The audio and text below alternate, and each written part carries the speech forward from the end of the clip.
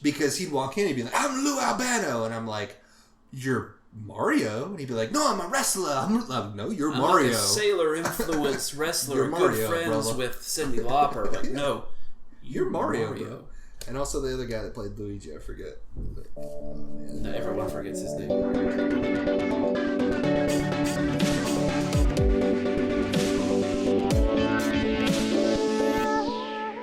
Welcome back, everyone, to episode 21 of the FoundryCast podcast. I'm Cyrus. And I'm Zach. We're going to talk tonight, Sure. at the moment, Yes. about crafting and building and creating and nerd culture and whatever excites us. All of those things and more. And a little bit of sort of less. behind the scenes, what's going on with us. Yeah, absolutely.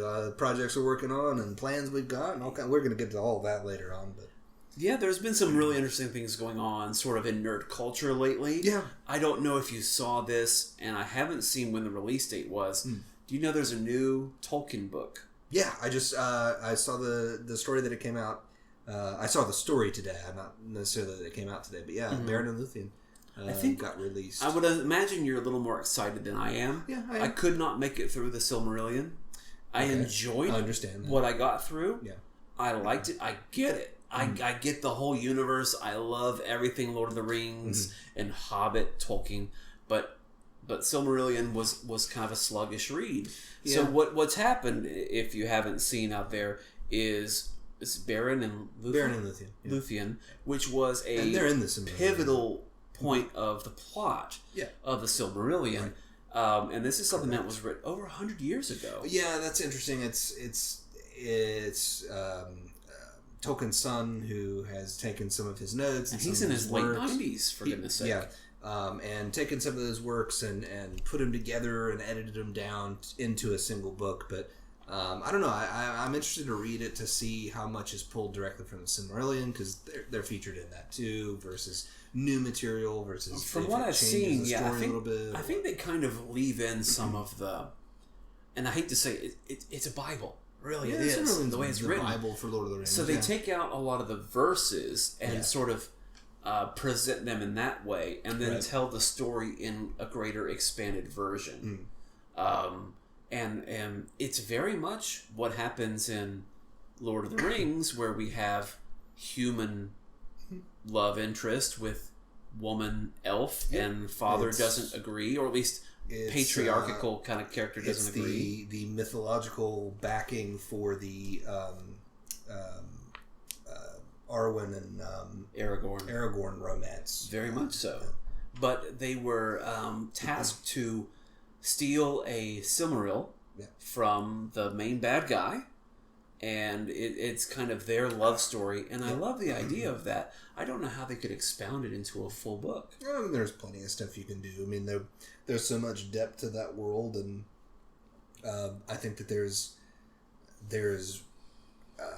I won't say clamor for it, but there's enough fan interest in that world still to where you can tell some new stories and touch on some familiar topics, and I think it'll be good. I think it's kind of insane that this story is over 100 years old now. Yeah.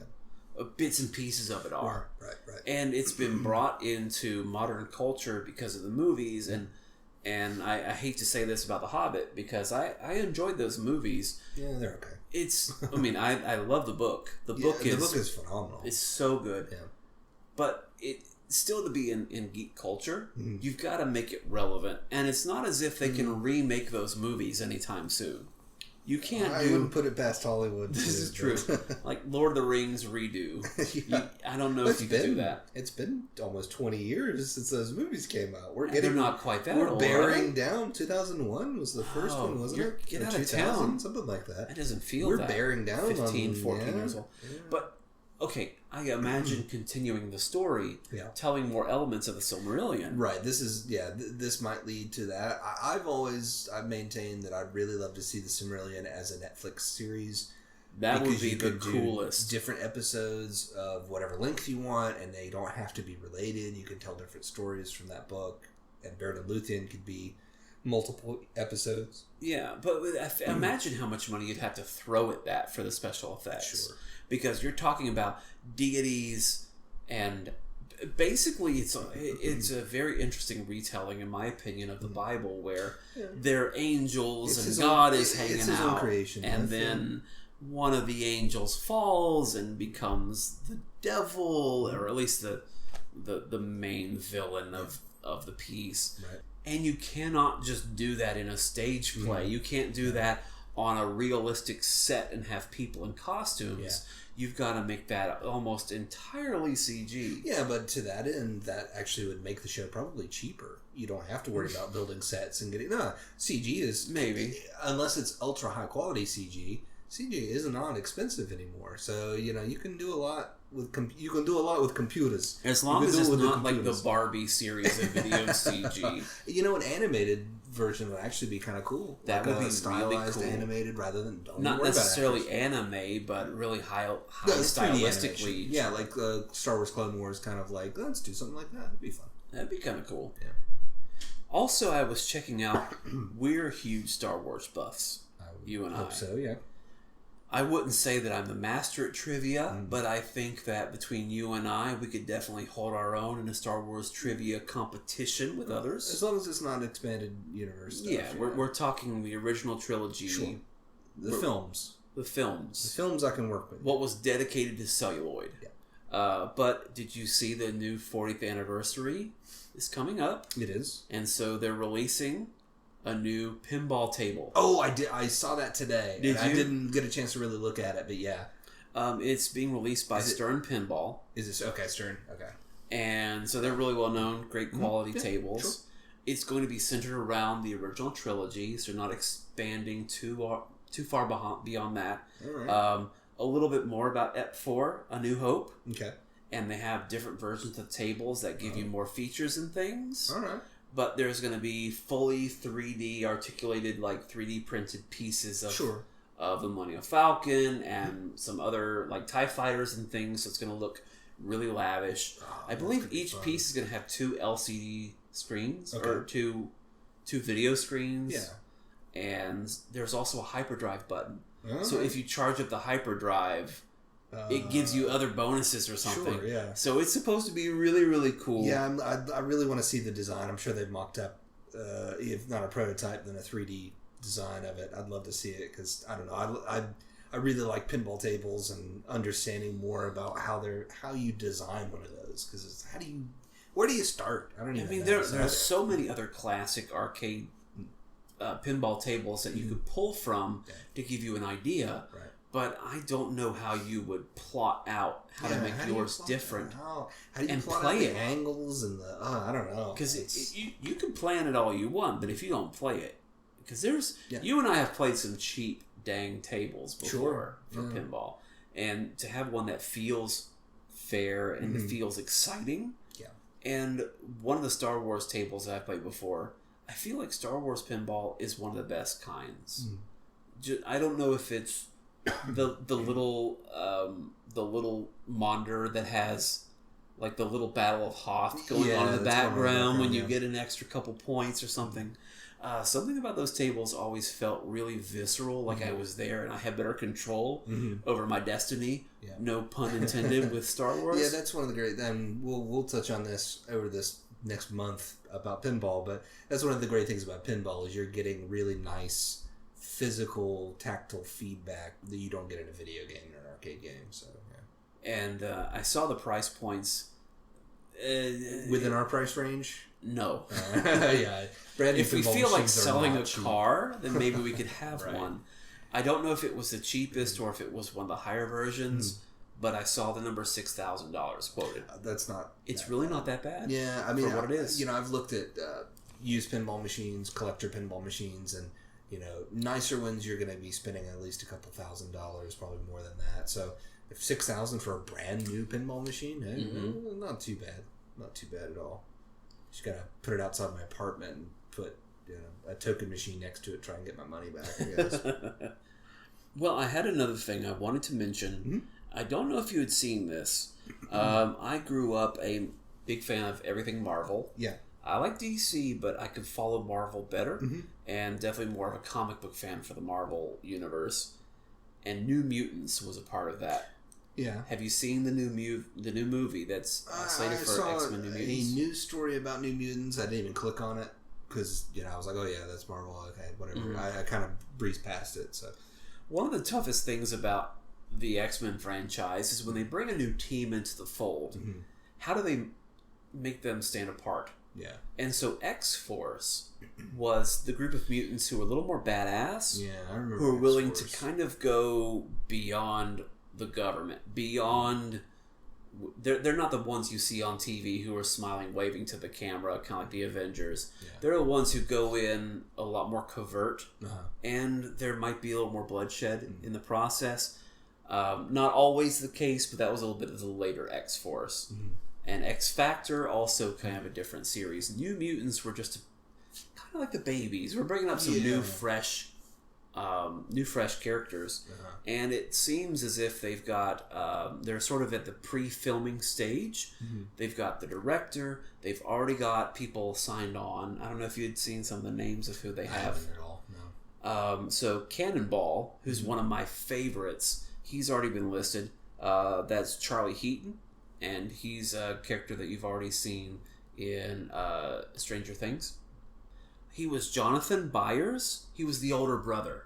Oh, okay. In the two sibling family. Right on, yeah.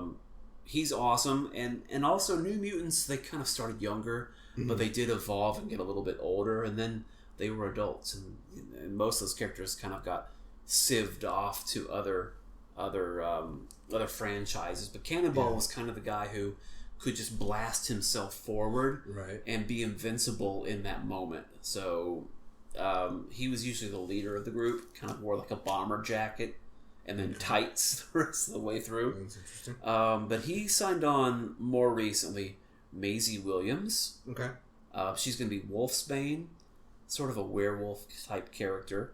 Mm-hmm. Not exactly the body type I would expect, because usually you would expect Wolfsbane was sort of presented as this tall but lanky with a little bit of musculature. Yeah. I almost imagine like a volleyball player. Maisie's a little bit smaller, but she's short. But she's a phenomenal actress. Yeah, she's got a great range, which was proven not only in Game of Thrones but also Doctor Who. Mm-hmm. And then she's got wolf in her blood. Anywho, so I think she's a good choice. Mm-hmm. And is it Anya Taylor-Joy? Okay. She's going to be playing a character named Magic, who is Colossus' sister, who was supposed to have died at a young age, but actually she was taken into hell and made into a warrior. Magical blade. Is she a mutant then or not? Yeah, she's got mutant blood in her, but her name's Magic, and here's where we get into the problem that I've always said before is magic in the sci-fi universe. Yeah, it can feel a little strange sometimes. Kind of tricky. Yeah. But she's a really interesting character, and if you don't know that actress, she was the lead actress in Split, which I recently saw and was surprised that I liked a lot better than I had anticipated. Mm-hmm. It is rumored that Rosario Dawson is going to play Dr. Cecilia Reyes. Same character from... No. Cecilia Reyes... Not her same at one point she was normal, and I don't remember if she was a mutant or if she adopted these powers where she could create force fields and maybe heal people. Okay. Because she was a doctor. She was a healer. She was a good... kind of the quintessential good guy. I don't want to fight, but I'll protect people character. And this is rumored, though, because it's a different character than she would be. Than she's playing on the TV. Right. And so... Wait, no, that's DC, isn't it? No. This is Marvel. No. I'm thinking of one... You're thinking of Defenders. Yeah. You're thinking of her That is Marvel, I'm sorry. It is Marvel. Sorry, I'm getting And so that would be the tricky thing. That's why it's only in. rumored. She's stated she would enjoy doing that character. Yeah. People have mentioned that she might have been offered, but it's still unsubstantiated. So... possible addition, she would sort of be the adult leader of the group, or sort of like Xavier, the one who put them all together. Right. But the new character that's been released is Henry Zaga, who most recently was in Teen Wolf and like a 9-episode arc, and also he was in 13 Reasons. But he is going to play Sunspot, so basically your fire type character. who is Brazilian and usually one of the most badass characters of all the New Mutants.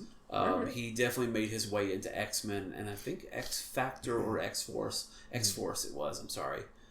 Because he could just get almost thermonuclear and heat level. Where his character wasn't like yellow and orange. Yeah. It was black and orange. Oh, okay. It was dark. Blue and white? He was so hot, he was dark. Nice.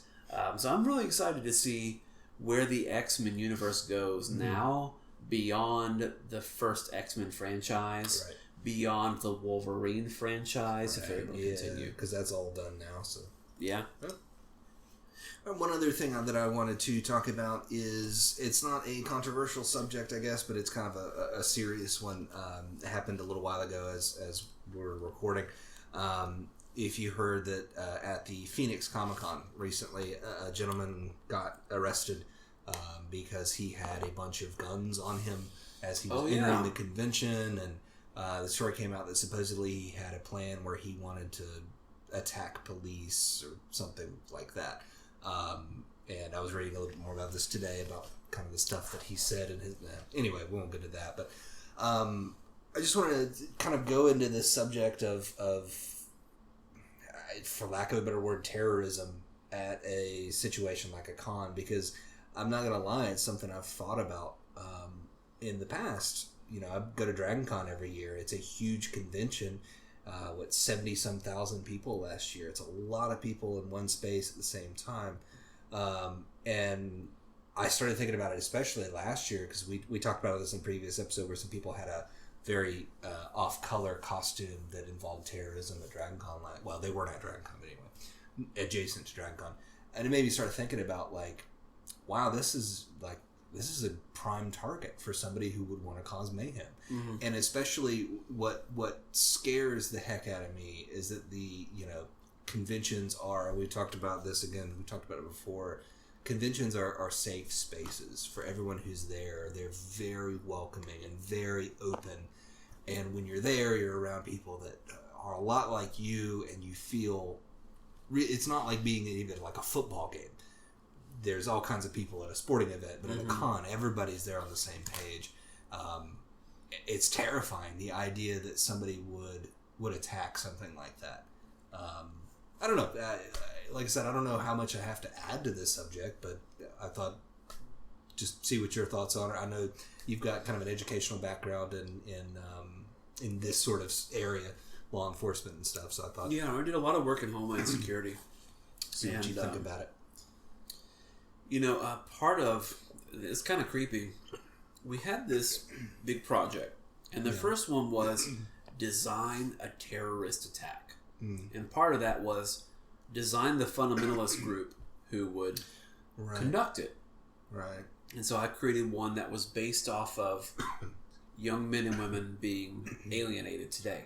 Mostly young men. Sure. Disenfranchised young men who felt like they were not part of the system was against them, and so they were going to rise up, but it was actually another organization was kind of using them. So not only did I have to design the attack, but I also had to design our response to that, how we would be prepared for it and present against it. And there were other things involved as well about nuclear, biological, chemical, EMP, different types of attacks. And so I've always had sort of an open mind about how these things kind of work, and I've always, even on a recent vacation with my wife, I told her, if the cruise ship goes down, you get on a lifeboat, the end. That is where this conversation stops. You don't come look for me, you don't find your friends, you don't help a child who's stuck in the pool, you get on the lifeboat. And so I've had kind of a mindset for that. And conventions are kind of scary because they are a public event. But as we've seen in recent, current events, public events are the places that terrorists will attack because they're soft targets. They're really easy to get to. They're easy to get into. Not necessarily into the event, or you are near the event and you can cause commotion. I'm even thinking specifically about Dragon Con. They're... to get into the lobbies of the hotels during the convention, you do not need a badge. anyone can walk in off the street and into the convention, as it were, into the lobby around thousands of people. Mm-hmm. There's no metal detector. There's nothing stopping you. You walk in the door. Now, I will say, to the credit of Atlanta Police Department, they post up heavy at DragonCon. You always are within sight, probably, of a police officer. But, again, there's no barrier to entry. It's not even like an NFL game where you they search you as you go in, et cetera, et cetera, et cetera. There is no barrier to entry. And you and I had a very brief conversation after the very recent attack in England of the concert. What's happening, and this is what we hope is happening, and we can try to be assured of, is that the government and the powers that be are currently paying attention to active threats. Right. The things we don't know about, we never know about, we never want to know about. Yeah. So as geeks and gamers and nerds who are going to these events, we need to feel assured that there's already somebody looking out for us on the big picture. Yeah.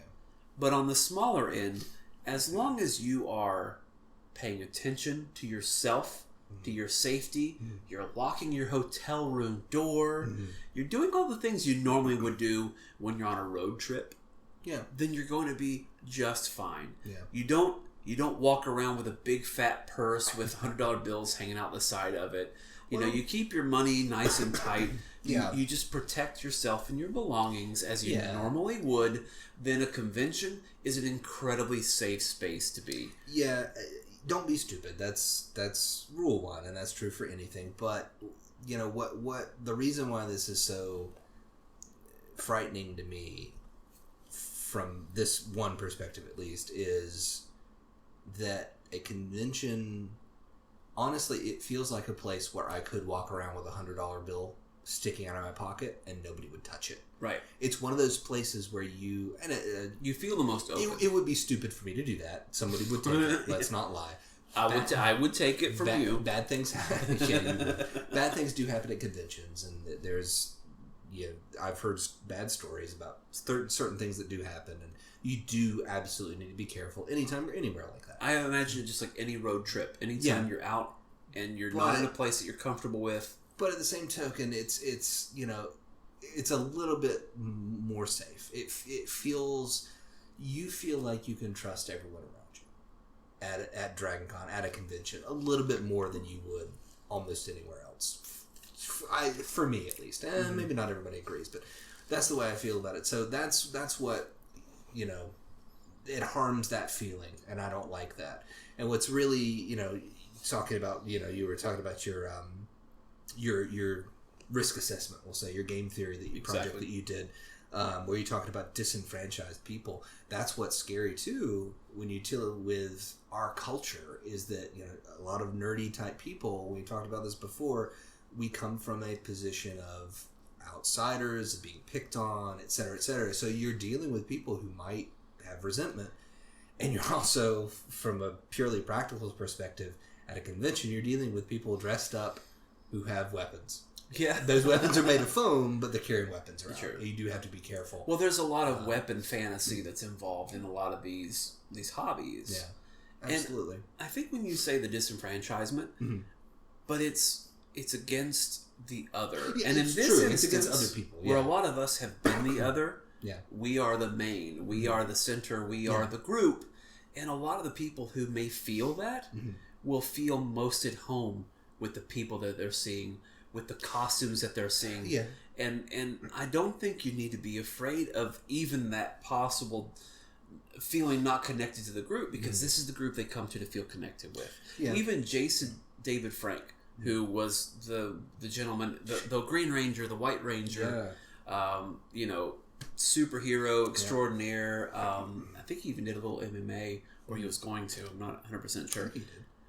He was the one who was going to be the predominant victim in that situation.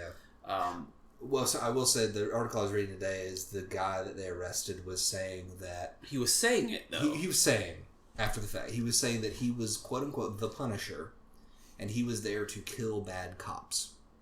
He said that. He also, and if I'm not mistaken, and granted, please be aware that this is information. All this is allegedly. And he allegedly said that he had already stabbed Jason before and was coming back to finish the job.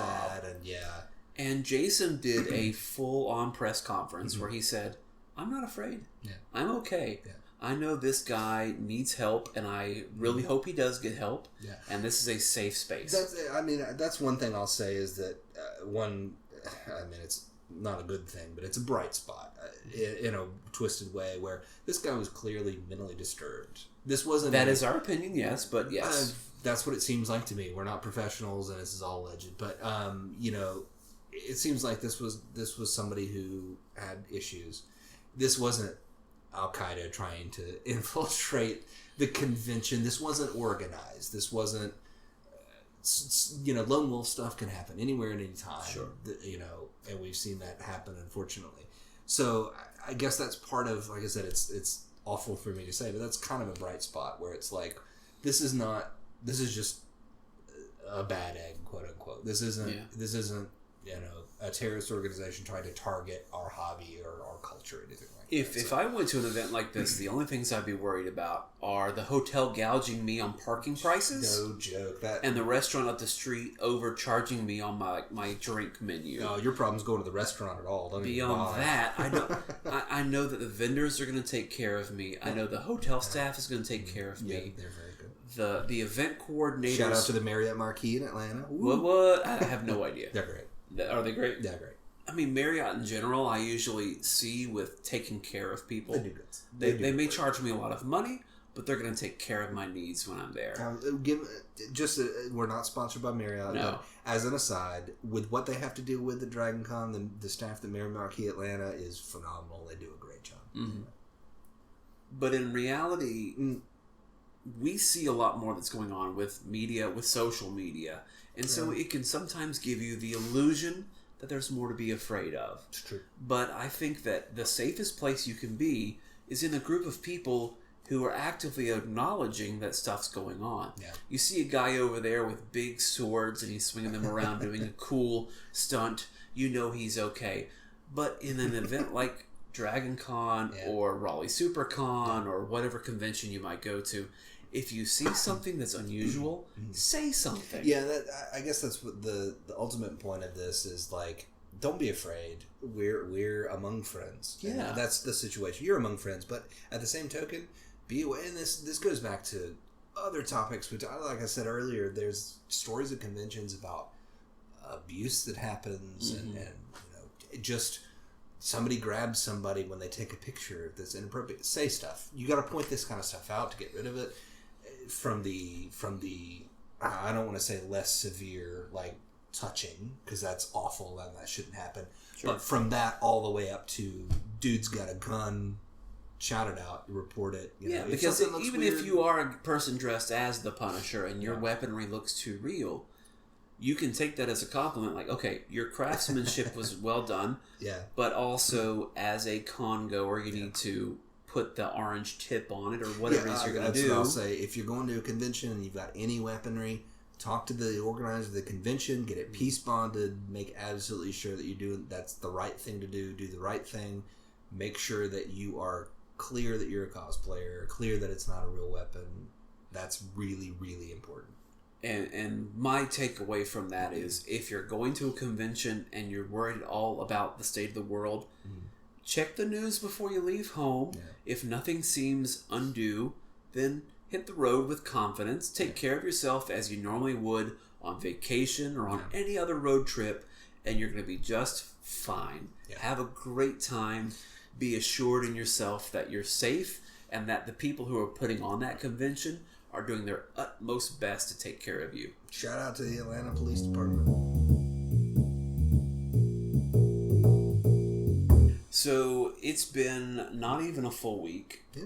You joined me for your first time ever. Yes. Seeing WWE live in person. We went to Monday Night Raw. Which is in Greenville, South Carolina. Yep. At the something center, whatever it is. The Bon Secure or something. Yeah. I don't know. They always change the name of arenas when they get bought out. They do. They constantly It used to be like the Greenville Civic Center, and now it's the Bon Secure Arena. Well, see, that's what threw me is the one steady rock we had was the Civic Center here in Asheville was always the Asheville Civic Center. That's still what we call it, though. Yeah, we still do. And then a couple of years ago, it got bought out, and now it's the U.S. Cellular Center. No, it's like, it's the Civic Center. Civic It's Center. been that way for 50 years. Anyway. But we went to a live show. We did. It was a lot of fun. It's such an interesting thing because you will see it produced live. Yeah. I mean, granted, it might be a couple seconds behind with delay. Yeah. It's a live show with action, pyro. yeah, pyro. I had a little bit of pain. You were in serious medical issues. Serious pain. My ears are ringing. I felt better the next morning, but that opening pyro is the loudest thing I've ever heard in my entire life. And we and I've been to a lot of races with jets flying over low, full power. I worked on a military You were base. on an aircraft carrier. I was on an aircraft carrier, but I also worked on the flight line where Harriers would take off, and prowlers. Yeah. And this was still louder than that. Yeah. But so intense. And when you see the show live on TV, it's a 3-hour show, which is incredibly long. Yeah. 8 p.m. to 11 p.m. Yeah. 8 to 11. That's a bit of an undertaking. Yeah. And so we got to see some dark matches.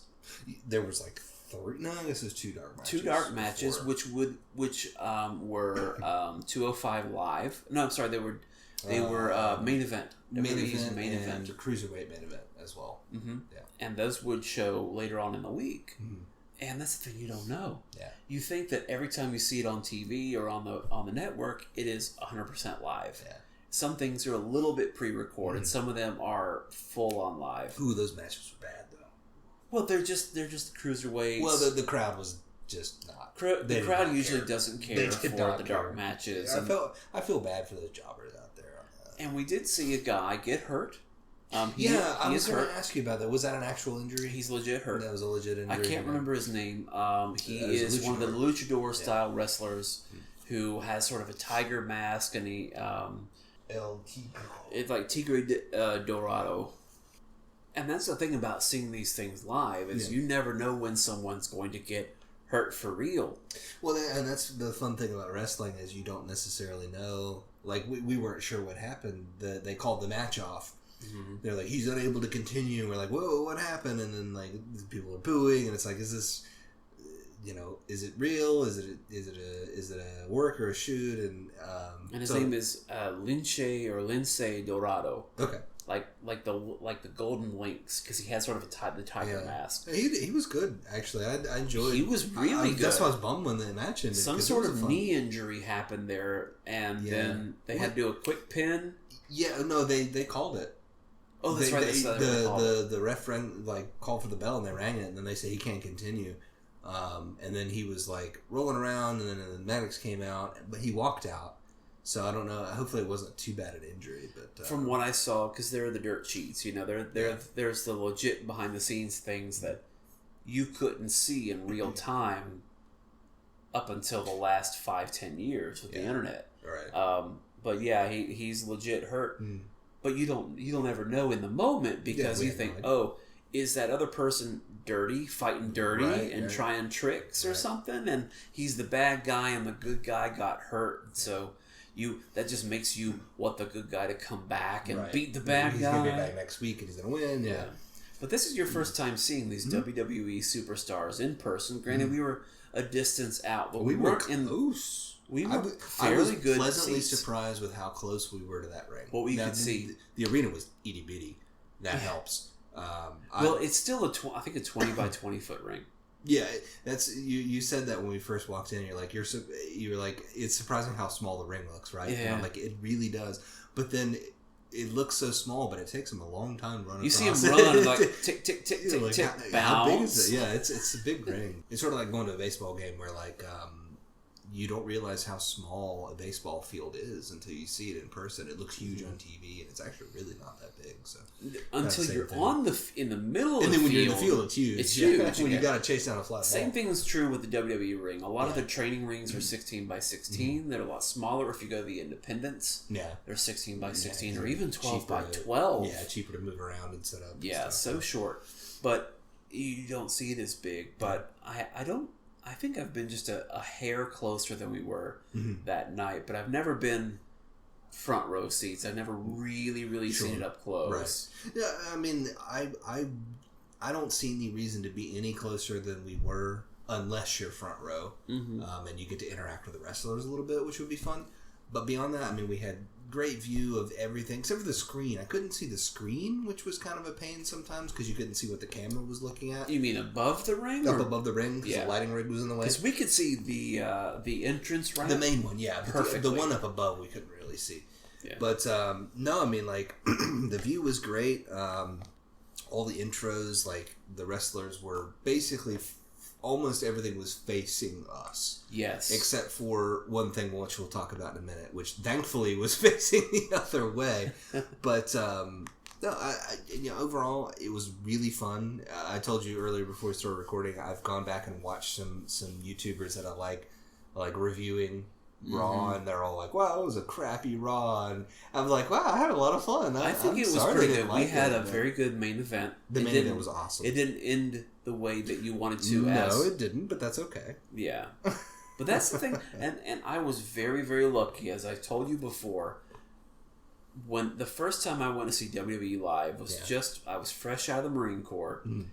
Went with a buddy of mine from work, and it turns out my little cousin and his dad were down in like 4th row. They were way up close. They had the best seats. I don't know. They won them in like a radio contest or something.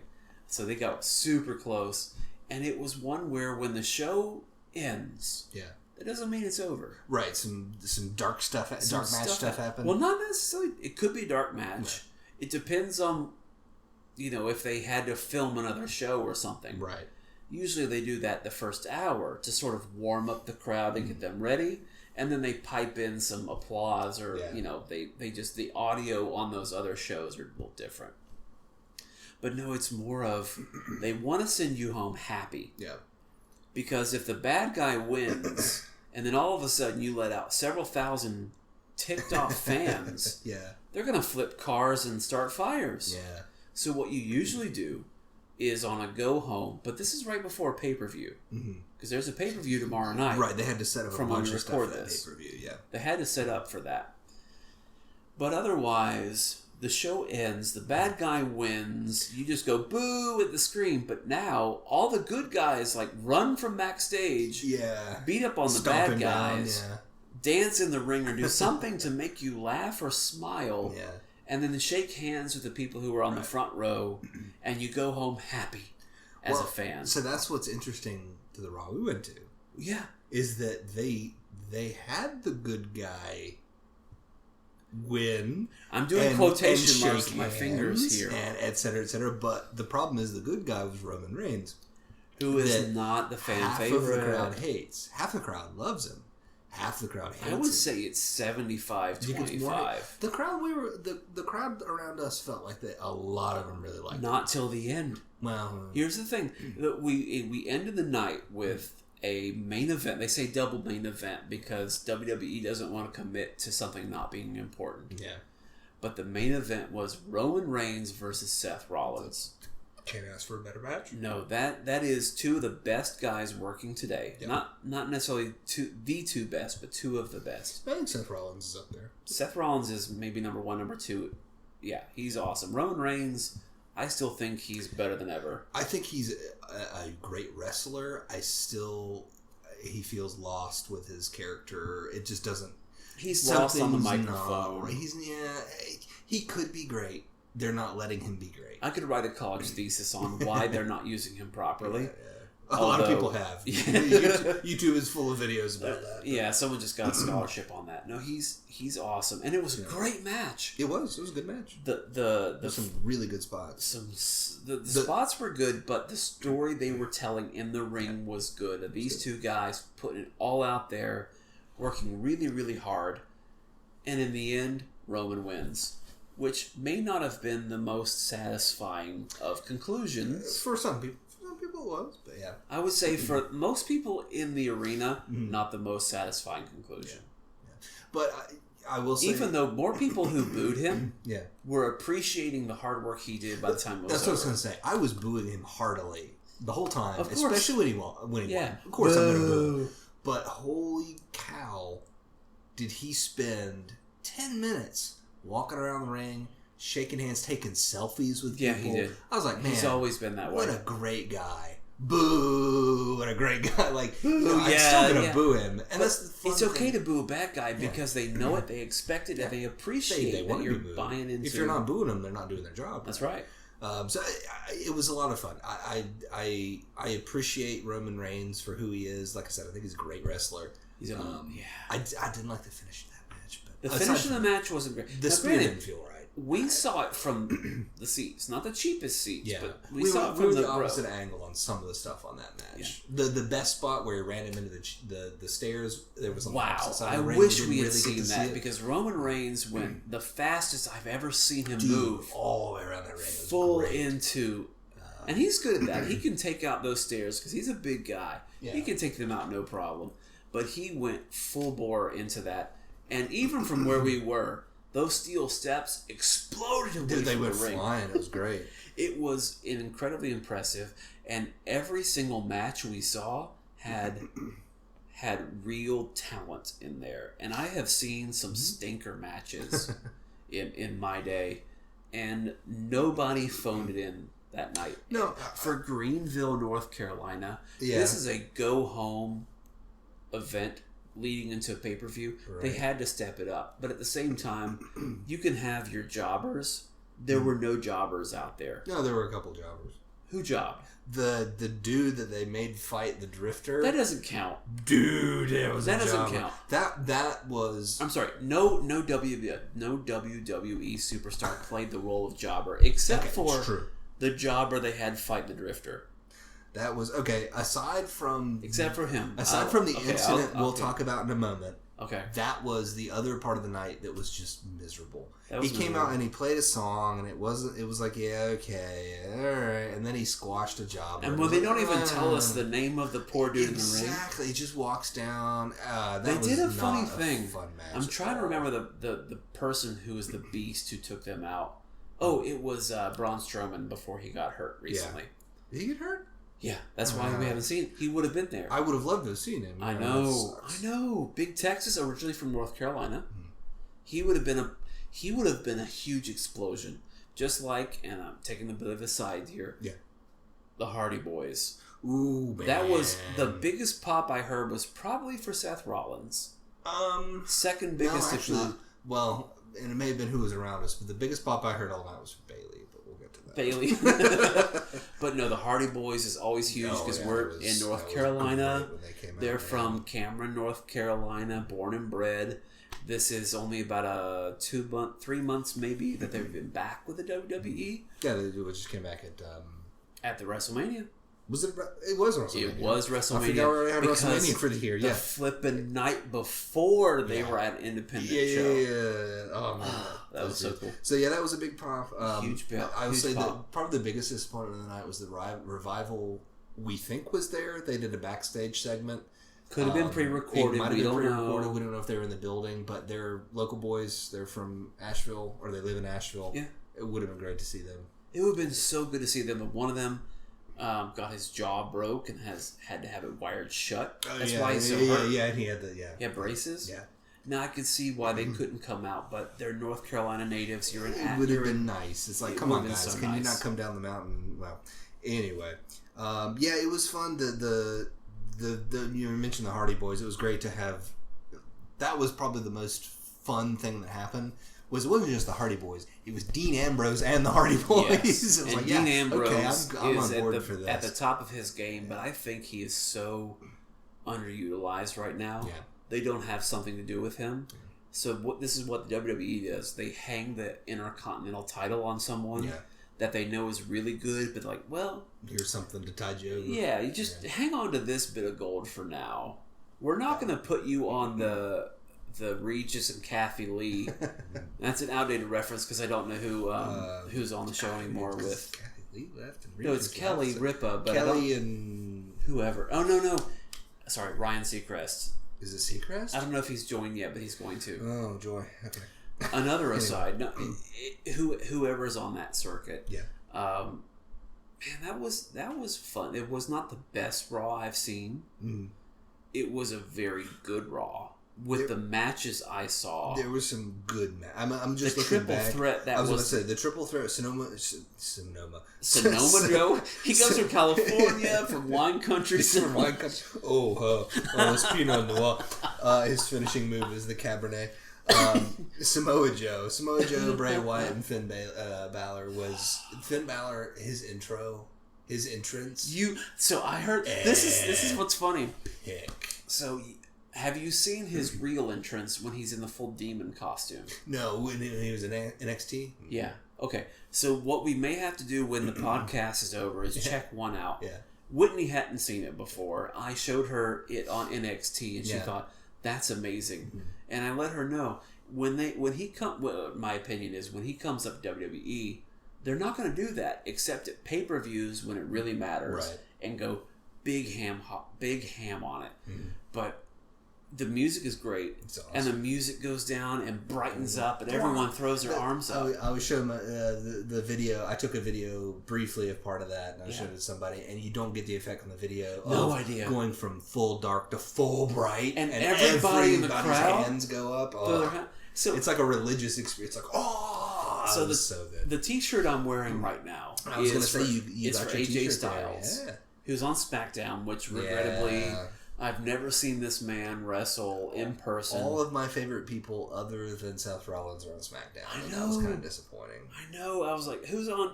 Oh, that person is. Oh, that person is. Oh, that person is. Yeah. But you got to see Bray Wyatt's entrance too. Yeah, that was fun. I got my phone out and I did the Firefly. That's so inspiring. That was fun. That's so cool. So I'm in line to get this shirt. Yeah, you were up. You left at the worst time. The worst possible time. Why did you do that? Well, I know why you did. It was a strategic choice. It was during a jobber match. Yeah, it was, but... And the line was as long as we saw when we walked in the flipping door. Like because everybody else knew it was a jobber match. Right. They were all up there. And so I ran in. I'm like, okay, I'm going to wait. And I was right by an entrance. Yeah. And I don't care what the attendant tells me. I'm going to stand where I want to stand. Yeah. They're not going to remove me. Right. I'm like, I'm over there, and I'll just point empty seat. I sit right there. Yeah. But I'm getting some food and drinks. I'll go. Just give me a second. Video, just give me a minute. Yeah. Or take a picture. You're not allowed to take a video. So I'm standing in line, and then all of a sudden I hear some music, and I realize that it's Finn Balor's music. He came out first, and it was I didn't recognize because the beginning is different than the end a little bit. And I almost got to the point where you pay for your shirt. I had the same line for like 15 minutes or so. I'm like, screw it, I'm out. Yep. And I go right through the curtain, and I stand at the top, and I watch, and I pick out my phone, and I take lots of pictures sequentially in order. You had some really nice sequential pictures. Yeah, I did. And just to feel it. And I was like, oh, I hate it because you were there with my wife, Yeah, I was Whitney. standing there, yeah. And I she was like, oh, he's going to miss it. But she very quickly got over the fear of you, and she was into it. She was I bet she was into it. And she told me later that you were like, what's going on? And she's told you. Yeah. That like after the first part where everyone's like throwing their arms up, you were into it. Yeah, it was great. Whoa! I didn't do the whole time, but I was just like watching. That's so it's the weirdest thing because it's like going to the Braves, a Braves baseball game. Yeah. And everyone's doing the chop breaks out, yeah. And you don't care about the Braves, you break out in the chop like everybody else.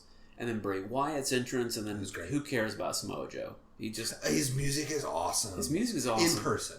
Yeah. With the bass turned up, and he comes doom, doom, doom, and it's like Godzilla coming out. Oh, it's so good. But like, there's nothing happening in the audience. But then Bray Wyatt, the lights go out, the fireflies come out, and you just look around the arena and you realize how many thousand people have their cell phones out with their lights on. That was really funny. I was telling Whitney as it was happening, I was like, you can see better in the arena during his entrance than anybody else because there's so many cell phone lights on that it lights up the whole place. It's really cool. The lights are out. It's a different effect on the TV because on the TV they like drop the. It looks like it's pitch black. Yeah, it's not in real life. No. It's really well lit. But when you're there, it's such a cool feeling. Yeah, it was a lot of fun. And then after when the match started, I got back in line because I figured I've got at least 10 minutes before the match ends. The first 5 minutes or so of the match was kind of feeling out. By the time I got back, by the time I sat down, that's when Samoa. Or no, that's when like Samoa or Bray turned on each other. Yeah, because originally it was the two of them against Finn. Yeah. And then the match was phenomenal. It was a real good match. I think it was probably the best match of the night. I would agree. If it wasn't for the fact that Seth Rollins did his full like 420 flip and his frog splash, not a full 5-star frog splash, but close. That's why I said the finish of that final match just didn't feel right because I still don't buy the spear, unless it's Goldberg doing it. Even then, I don't buy the spear by itself, especially the way it was done in that match where it was like from half court. It wasn't like set up across the way. It just doesn't feel like, oh yeah, the spear, he's done. It's like the people's elbow. It's like, I don't believe that's gonna finish somebody. I believe The Rock could do anything with his pinky finger and beat him up, but yeah, I understand what you mean. I think the 3 best spears in order. Number 1, Goldberg. Oh yeah, I've seen Goldberg break people in half. Yeah. Literally two pieces of their torso flying different directions. He's literally a linebacker, so he is. It works when he hits it perfectly. It's great. Yeah. The second best spear is Edge. Yeah. The proof of that is in whatever TLC match that was when they pioneered it. When Jeff Hardy is hanging from the belt in the middle of the ring, like 15 feet up, and Edge spears him through the middle. Jeff Hardy collapses over him like a taco shell. Yeah, right. Yeah. I mean, Edge gets you dead in the middle. Yeah. And so it completely halts your momentum. Yeah. And then Rhino, but his is called the Gore. Yeah. And when because he's 1,700 pounds of manhood. He's such a big guy. But we got to see. That was fun. Like, out of anyone we saw, I saw Bayley in the ring. Yeah. I saw Sasha Banks in the ring. I love both of these women. Yeah. I saw Seth Rollins, who I'm afraid that I may lose my wife to one day. I love Seth Rollins. If he walked in right now, I would marry him and retire to the Bahamas. Yeah, he's kind of on my list. He's an amazing fella. If I was, then I would list. But to see Rhino in person... Rhino was fun. He is a legend. He was... And he was every ounce of legend there in the ring. And he was getting some serious... Huge pops. And how did you enjoy the chant for his tag team partner, Mr. Heath Slater? Yeah. Do you remember what people were chanting? He's got kids. He's got kids. Yeah, that was fun. That match was fun. It was silly, and that felt like old time WWF to me. Like, silly taglines, silly I like that kind of wrestling. But he does have a ton of kids. Does he really? He does. Yeah, okay, good for him. And that just became a thing where he was kind of like trying to get back, because he's been a jobber for so long. Yeah. And he just wanted to sort of win over everybody, and so they started realizing this redneck chic thing was kind of working for him. Right. And he said, I just want to win to get money to get an above ground pool for my kids. And the audience, as tired of him as they were like, they understood him much better. Oh, that's so great. I would suggest to anyone who wants to see WWE live, 100% do it. But just be aware, if you don't see Raw or SmackDown, you're not going to see the most polished product that's part of their storyline, but you will see experimental matches. Yeah. You will see people you don't expect. You will see a person try something new to see if the audience likes it before they bring it to the big show. Yeah. So if they have someone who's in NXT they're thinking of calling up, they might be on one of those Saturday night, Sunday night matches. Right. But if you want to see the most grandeur, the best spots, I know I'm a bit of a Raw fan. Yeah. SmackDown has gotten great with its roster, but Raw tends to tell the best stories. And except if it wasn't for that last match, I would have walked away totally fulfilled. I do want to, because we've hinted at it earlier. How about the Bailey, This Is Your Life segment? You're right. You've hinted at that twice. We didn't talk about the elephant in the room. The elephant being Alexa Bliss. If it wasn't for my adoration of Alexa Bliss, yeah, I could have hated it. And I saw her take what was given to her by the writers. Yeah. And try to make it the best you could. It was really weird where it's one of those situations. It's like watching a really bad movie with Robert Duvall in it or something. Yeah. Where you're like, these are really, really good wrestlers. Like, her and Bailey are fun and good. Yeah. And they were put in a really bad skit that was terrible. Well, they've done this before where The Rock did it, and he was the most electrifying entertainer, and he was able to make pulling someone's second grade teacher on the stage into something that was bearable. It still wasn't good. So why do you take probably the best talker in the entire women's division and put her on and give her the same shtick? Where she's trying to be this sort of... and she knows that she can play kind of bitchy really well. Yeah. But it's almost like, I'm doing you a favor by telling you the truth that you're ugly and you're terrible and nobody likes you. Yeah. And what should have been a really quick gag turned into, let's interview 3 local actors and force two of them to make out with each other. And then, you know what was the worst? They set that table up for somebody to go through it, and nobody went through that table. Usually, come on. Did you see the table when they brought it out? They put some empty boxes on top of it and covered those with blankets, and I was like, "Well, that's some cushion." If you notice, the table has this brushed metal look to it. No one's going through it. Okay. Because they took this brushed metal looking table, or they did it themselves to look more interesting. Yeah. If it has that sheen to it, no one's going through it. Yeah. If it looks like a table that you found at any lunchroom in America, someone's going through it. There was a point where Bailey was throwing the stuff off of it, and I was like, "Oh, please!" But I guess she was just mad that the stuff was on it. Nobody went through it. It was a bummer. Do you remember the teacher's name? I don't. Miss, what was it?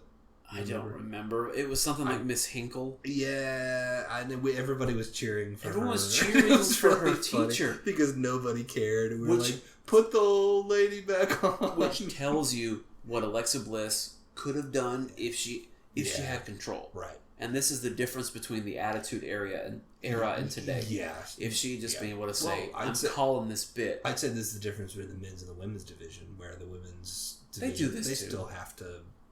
They're not given as much control over. Well, and to be fair, you're right. They're not given the control that Stone Cold was given, The Rock was given. No. Like that. Overall, I think it was a fun show, and the next time they're coming through Greenville, South Carolina, or Charlotte, North Carolina, I plan to go back again. I'd like to go again and see a different show. Hopefully, the New Day will be there this time. New Day rocks.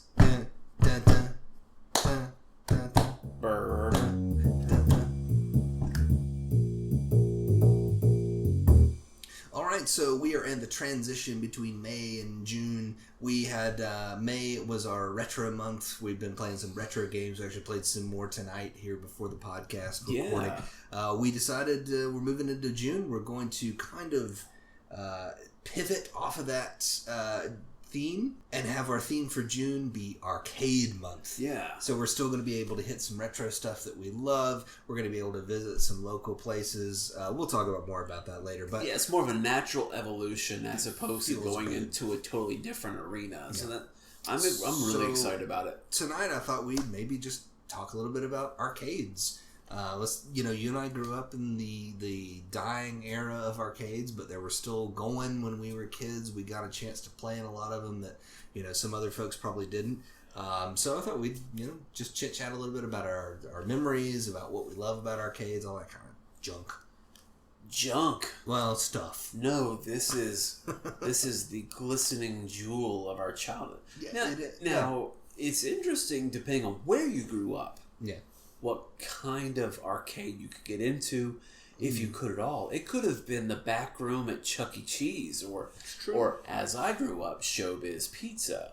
Showbiz Pizza, where a kid can be a kid. See, okay, we now owe somebody several $100. I don't think they exist anymore.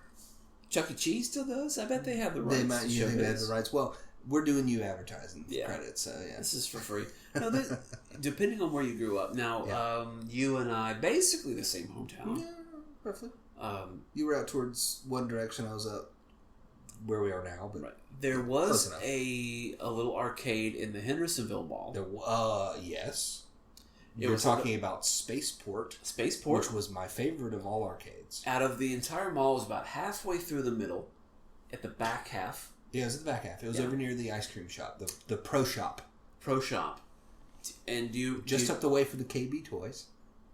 There was a KB Toys? There was a KB Toys just up the way. That's where a kid can be a kid, you know. No, that's Showbiz Pizza, sir. That's right. What's KB Toys? They didn't have. Where are you gonna find a KB's toy store? Yeah, okay. Anyway, the point was that was my rotation: was ice cream at the Pro Shop, KB Toys to the arcade, to the Spaceport. Do you remember what was posted right outside of the Spaceport? I don't. The truancy officer. Oh yeah. No joke. Really? Yeah. Absolutely. I was always there with my folks, so. Yeah, I remember I skipped school maybe 3 times my entire high school career. Yeah. Freshman to senior year. About once every year from sophomore on. Mm-hmm. And it was maybe my junior year, the truancy officer was there. And we looked him right in the eye. And I think it was our big buddy named Derek, who was like, I dare you. Yeah, what are you going to do, buddy? Derek in 11th grade was 6'2", 300 pounds. I was like, I dare you. Yeah. And we walked right into the arcade. Right. Played for like 30 minutes. We were all anywhere from A to C average students. We weren't failures. We were fine. Come on. And we were good dudes. We didn't do anything terrible, but it was that one day where all of us were meeting at Mark's house. Mark was always kind of the instigator. And you're like, today's not the day to go to school. Do you have a test? No. Do you have like driver's ed? No. Yeah. Today's the day we take off. Yeah. And we went and got lunch. Sure. It was almost like a business lunch. It was 5 upstanding gentlemen having lunch together. Having martinis in our Having martinis, and then we went to the Spaceport arcade and threw down about $5 in quarters a piece, whatever our lunch money was. Right. And it was great fun. Yeah. And I remember just the noise of the arcade when you walk up to it. There were beeps and bloops of all these games. It's a very distinct noise and smell. Of an old school arcade that you absolutely do not get anymore. You walk into a modern arcade that's full of Dance Revolution games, etc. You don't get the same feel. It's the local really arcade in town has been the closest I found. Even that, because they're playing music. Arcades did not have music. The music was the music of the machines. That's the music of Cruisin' USA. Yeah, you hear, and it was never like overwhelmingly. That's one thing I remember movies from the 80s and 90s where they were in arcades and like, no, it was never like overwhelming. It wasn't sensory overload. It was just a constant din of different noises and bells and whistles. And there were a lot of bells and whistles. Kind of the intro to Pac-Man kind of noise. The intro to Q*bert or Donkey Kong. Like those kind of sound clips would be beeping and blooping at you. Yeah. But not the huge Jurassic Park. Yeah, not full on orchestral scores not and stuff like you get these days. Yeah, I don't know. Actually, my very first memory of arcades in general was at Spaceport. Yeah. And I can distinctly remember I was probably 4, something like that. My dad, like, lifting me up and putting me into the Star Wars arcade game, the roster image X-Wing game, where it's like wireframe TIE fighters.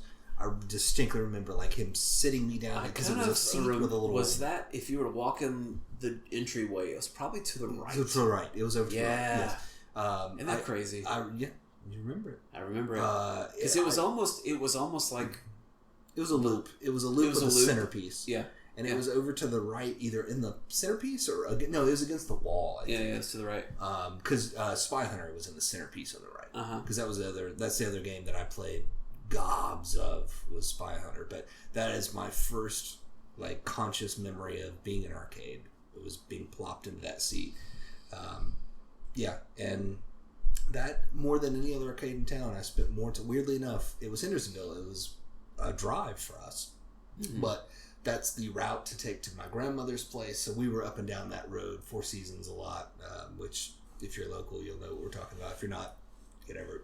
But that was more than any other arcade in town I went to. But then there were two others. That was when the mall was huge, though. That was back when malls were a thing. Malls are not really a thing anymore, especially in small towns like Asheville. We used to have 3 malls. We had a Hendersonville mall and we had 2 malls in Asheville. And now there's 1 mall left and it's not in good shape. But there's an outlet mall, and the Hendersonville mall is about maybe at 25% occupancy. 2 stores now. Yeah, it's really not good. But yeah, so all 3 of the malls in town had arcades. So you had Spaceport at Hendersonville. Asheville Mall had an arcade that I don't know that had a name, but it was upstairs where the bookstore is now. It closed when I was like 8 or 9, though. It closed early. I don't think I ever went to that one. And then Biltmore Square Mall, which is now Outlet Mall, had Aladdin's Castle. They had Aladdin's Castle. I did go to that one a few times. It was a lovely... We went to that one after Spaceport closed. Spaceport closed when I was about 10 or 11. And we started going to that one instead. And that's... I spent more time as an older kid at Aladdin's Castle playing... The games I remember playing the most there were Narc, which I loved to death, that game, because it's so over the top. And Mortal Kombat. Played a lot of Mortal Kombat there. I think I told you about playing Mortal Kombat at a water park.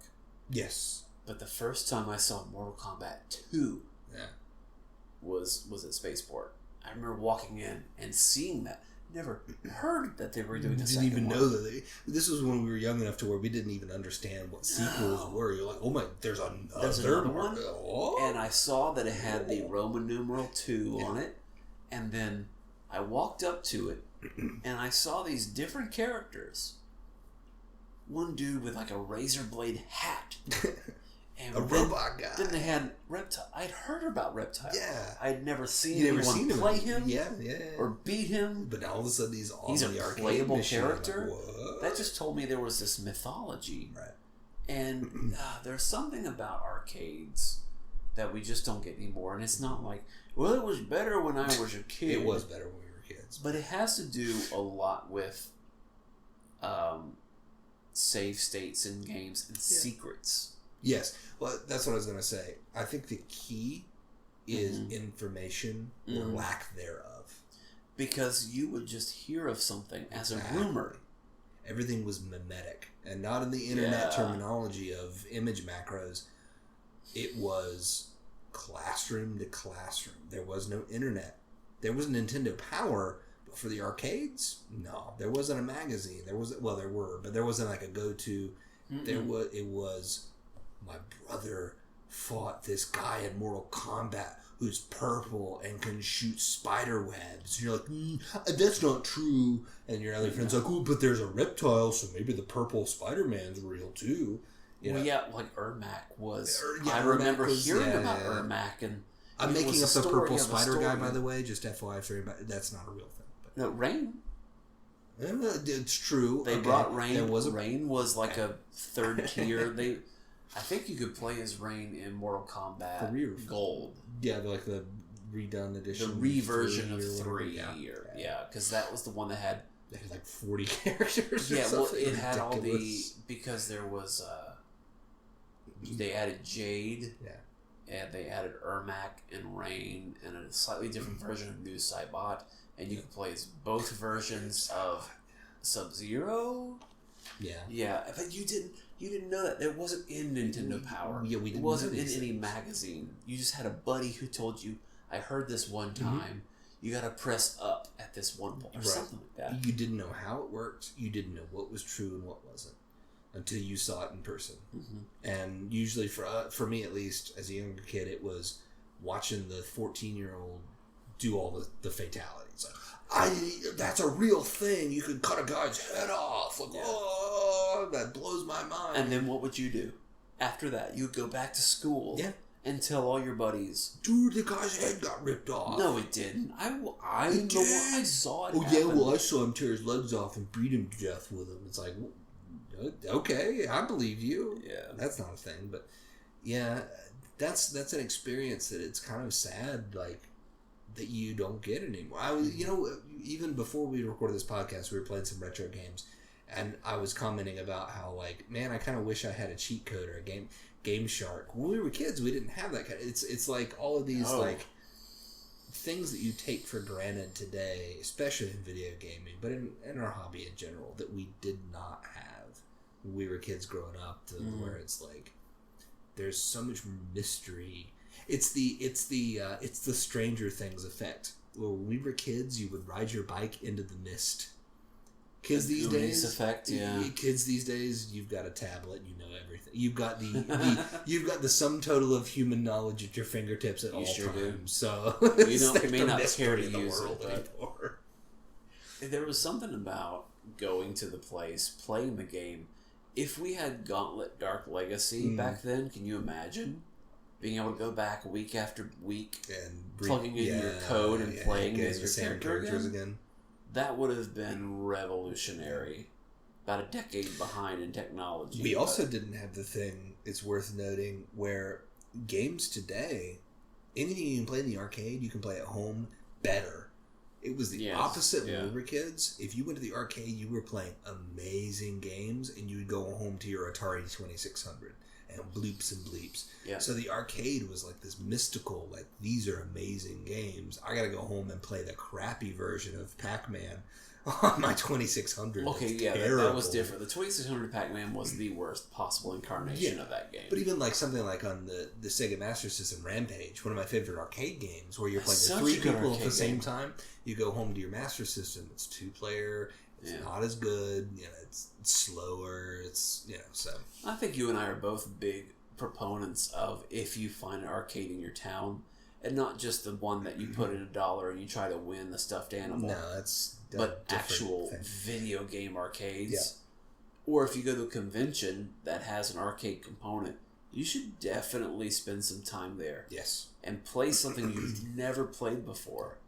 Because how often do you get to do that? Here's one thing. At DragonCon this past year, they started doing... There's an arcade there. It's only about 10 machines, but it's free to play. It's great. Robotron 2024. I'd never played that in the arcade before. Mm-hmm. I got a chance to play it at DragonCon. It is transcendently good.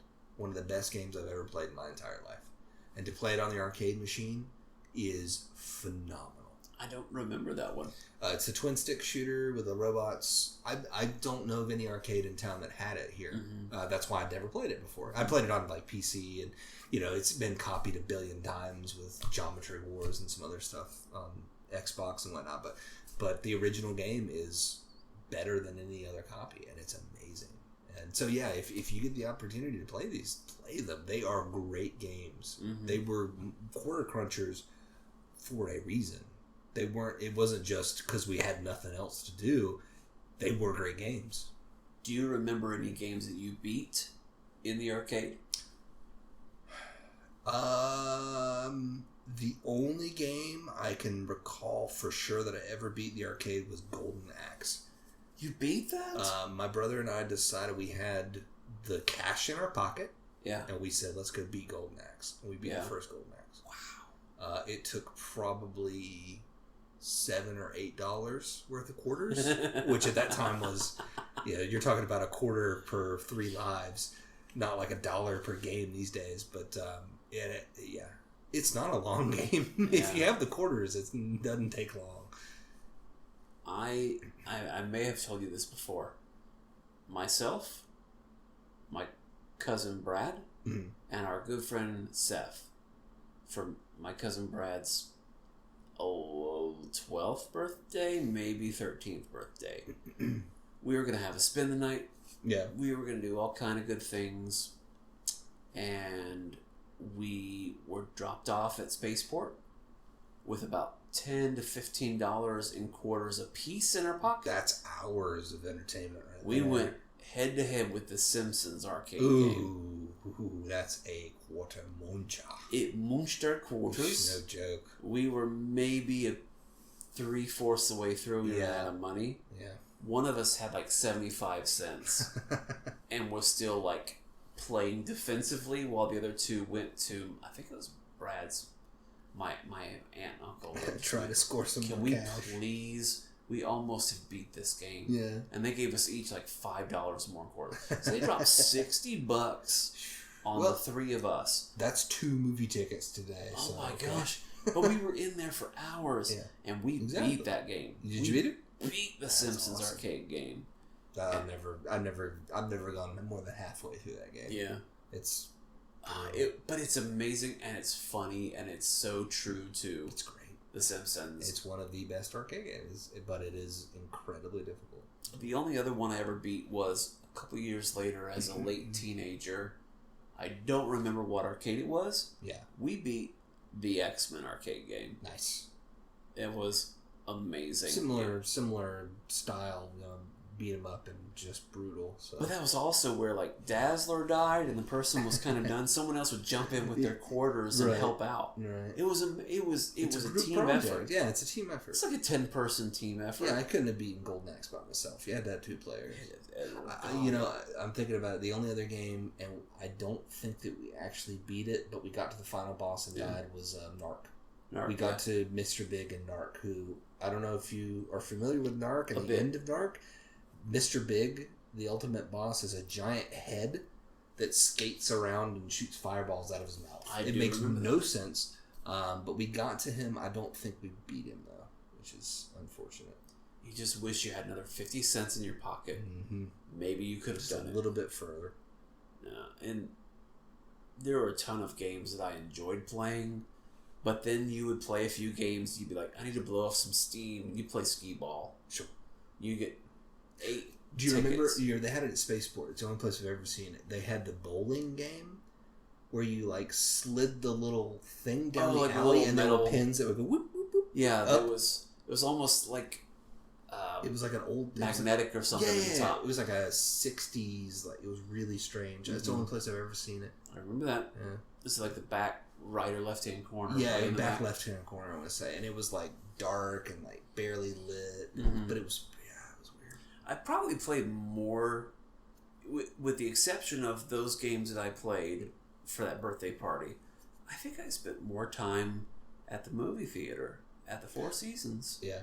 Just because we'd get dropped off to see a movie, and our parents didn't really check to see when it was, if it was 6 or 7 o'clock. Like, the movie starts at 7:30. It's 6 o'clock. Well, we don't have.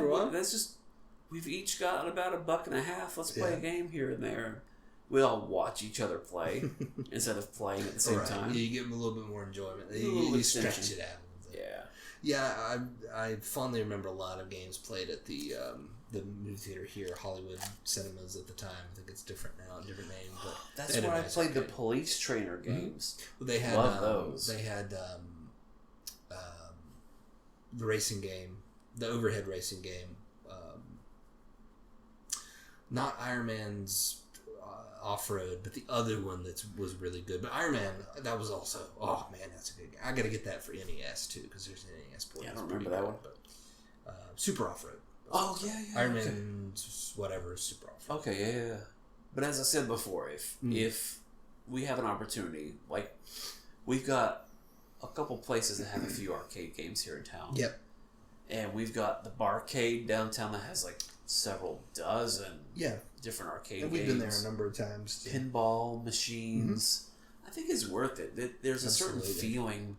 There's a certain social aspect of somebody kicking butt on a game, and you just want to go over and watch. Yep. You want to see what's happening. Yep. And there's something more communal that way. Yep. And then to get your hands on a game that... How often can you rent a game through PlayStation Network? Yeah. For like 75 cents and play it for 15 minutes. You can't. Nope. You just can't. You gotta pay $60 and if it's bad, it's bad. Or watch someone else play it. It's not the same as getting your hands on it. Yeah. So I think arcades, it's sad that the fact isn't the machines cost so much money as they will break down over time. Yeah. You can do emulators if you need to make it work. Right. It's the real estate to keep an arcade going. You can't afford to keep up that much money in the mall anymore for the pennies and quarters you get from your arcade machines. Although I have an idea, you know where the perfect place for an arcade would be? Where? A large airport. Where else are you trapped for an hour or two when you have nothing else to do? How great would that be? I got an hour before my flight leaves. I had to be here because of TSA. Mm-hmm. No, an hour to kill. Let's go play some video games. So somehow I could start a business in an airport where I could serve hard drinks. Yeah. Yeah, you can make it an arcade. Make it an Applebee's and then have an arcade. There you go.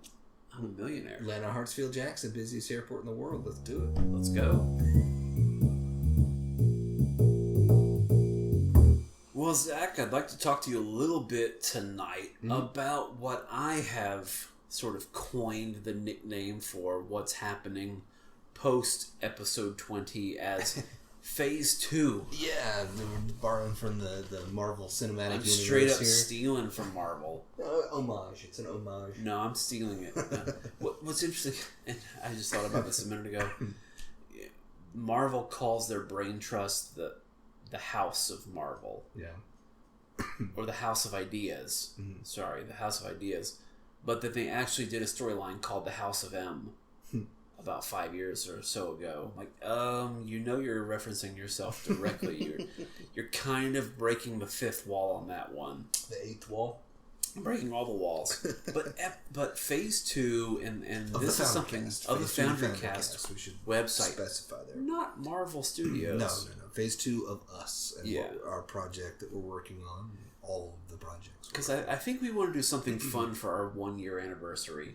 Which is not far from now. Very soon. I don't know fairly soon. Date. I need to look, but yeah. We've had some successes. We've had, I hate to say the word failure because I don't mean it to be a negative thing, but there are things that you just throw at the wall that don't stick. Yeah. We've tried a bunch of different things. Some of the ones we didn't like. Yeah. I mean, it's not, I wouldn't say we've had success or failure because it's not like, some things haven't got thousands of views and others none. Nothing got anything. So it's been more, you know what I mean? It's been more of like, we've done some things that we liked the end product and we've done some things that we didn't like the end product. I didn't say what the metric was for success or failure, but the thing that felt right. Mm-hmm. The thing that felt like it was going to take us further. Yeah. And so you and I had a meeting about 2 weeks ago, actually, where I asked hard questions and you had hard answers, and we really kind of we compared notes. We just sort of butted heads. It wasn't argumentative, but it was like, this is what I feel is more important. This is what I feel is more important. Yeah, what we feel we want to do. It was very collaborative overall. Yeah, I think so.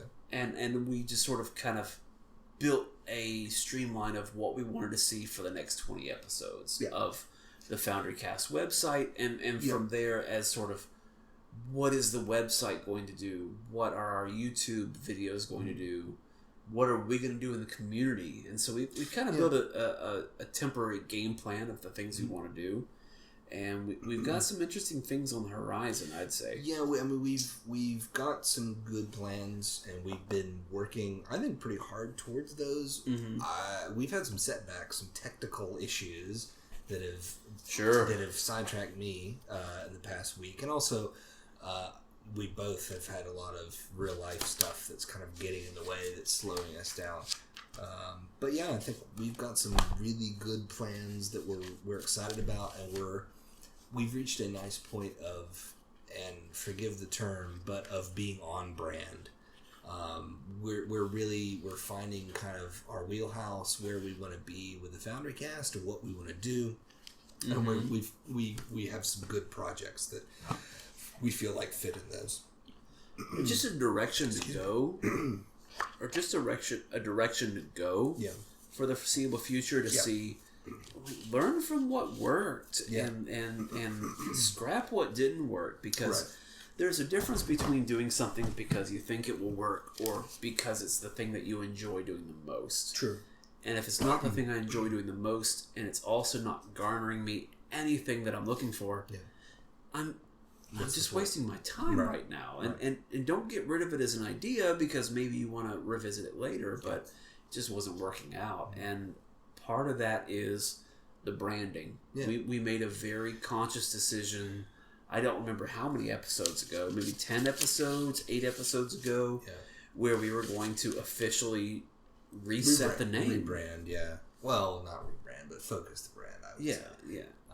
And you know what? Actually, while we're kind of going down this road, let me just say officially, if you couldn't tell, this is a talking shop segment. This is letting you see how the sausage is made. If you haven't been with us from the very beginning, my idea for part of our podcast was we really want to do sort of a town hall, open the doors, you're getting real behind the scenes. You get to see, our tagline is build, craft, create. We're talking about creators, and what we wanted this podcast to be partially was the chance for listeners to sit in on the creation process, because we think that's really valuable for other creators to see how other people work. A really polished video or podcast is great, but I'd rather see behind the scenes stuff. So anyway, I just wanted to make sure that's clear to anyone who's listening, especially if you're a new listener. That's what this segment is. We're talking shop. We're figuring out stuff, and we're letting you guys listen in as we plan. That's a good point, because otherwise they would think I was listening to a very tight podcast about nerd culture, and then they just started talking about their lives. I wouldn't call our podcast tight, but yeah. Point taken. Compared to some flabby things I've seen, we tried. We try. Anyway. Yeah, so let's talk phase 2. Let's talk where we want to go and what we're working on. Totally. Let's first talk about the t-shirts. Yeah, okay, so t-shirts are ordered. We got a short order. We did a fun thing on our last episode 20, where we broadcasted it live as we recorded it on our Facebook page. Yes. And we invited our fans to watch. We had a few folks that joined us and watched, and we asked folks that were watching to give us questions to answer, and we had several people who did. And we chose among those people some folks that we wanted to give a thank you to. And we had 2 people come, like dark horses out of nowhere. Yeah, absolutely. We had one, we're just going to call her Amaryllis for now. Yeah. She is a person that we've both met before, but she almost watched the entire 3-hour event. Asked us, it made some really great contributions and some good questions. And then we also had a gentleman named Chris, who was there maybe about halfway through and stayed through the very end, asked 2 or 3 really phenomenal questions based on what we were talking about. He was very engaged, and I've spoken with him since then. He thought it was awesome, and he would really love to see. He thought we did this every time. No, I was going to say I wish. I don't wish, because it's... I kind of do, though. Man, I kind of do. We'll do some more down the road. Definitely. I will say that for sure. Definitely. I would love to see us do it live again for our anniversary. Yeah, I think so.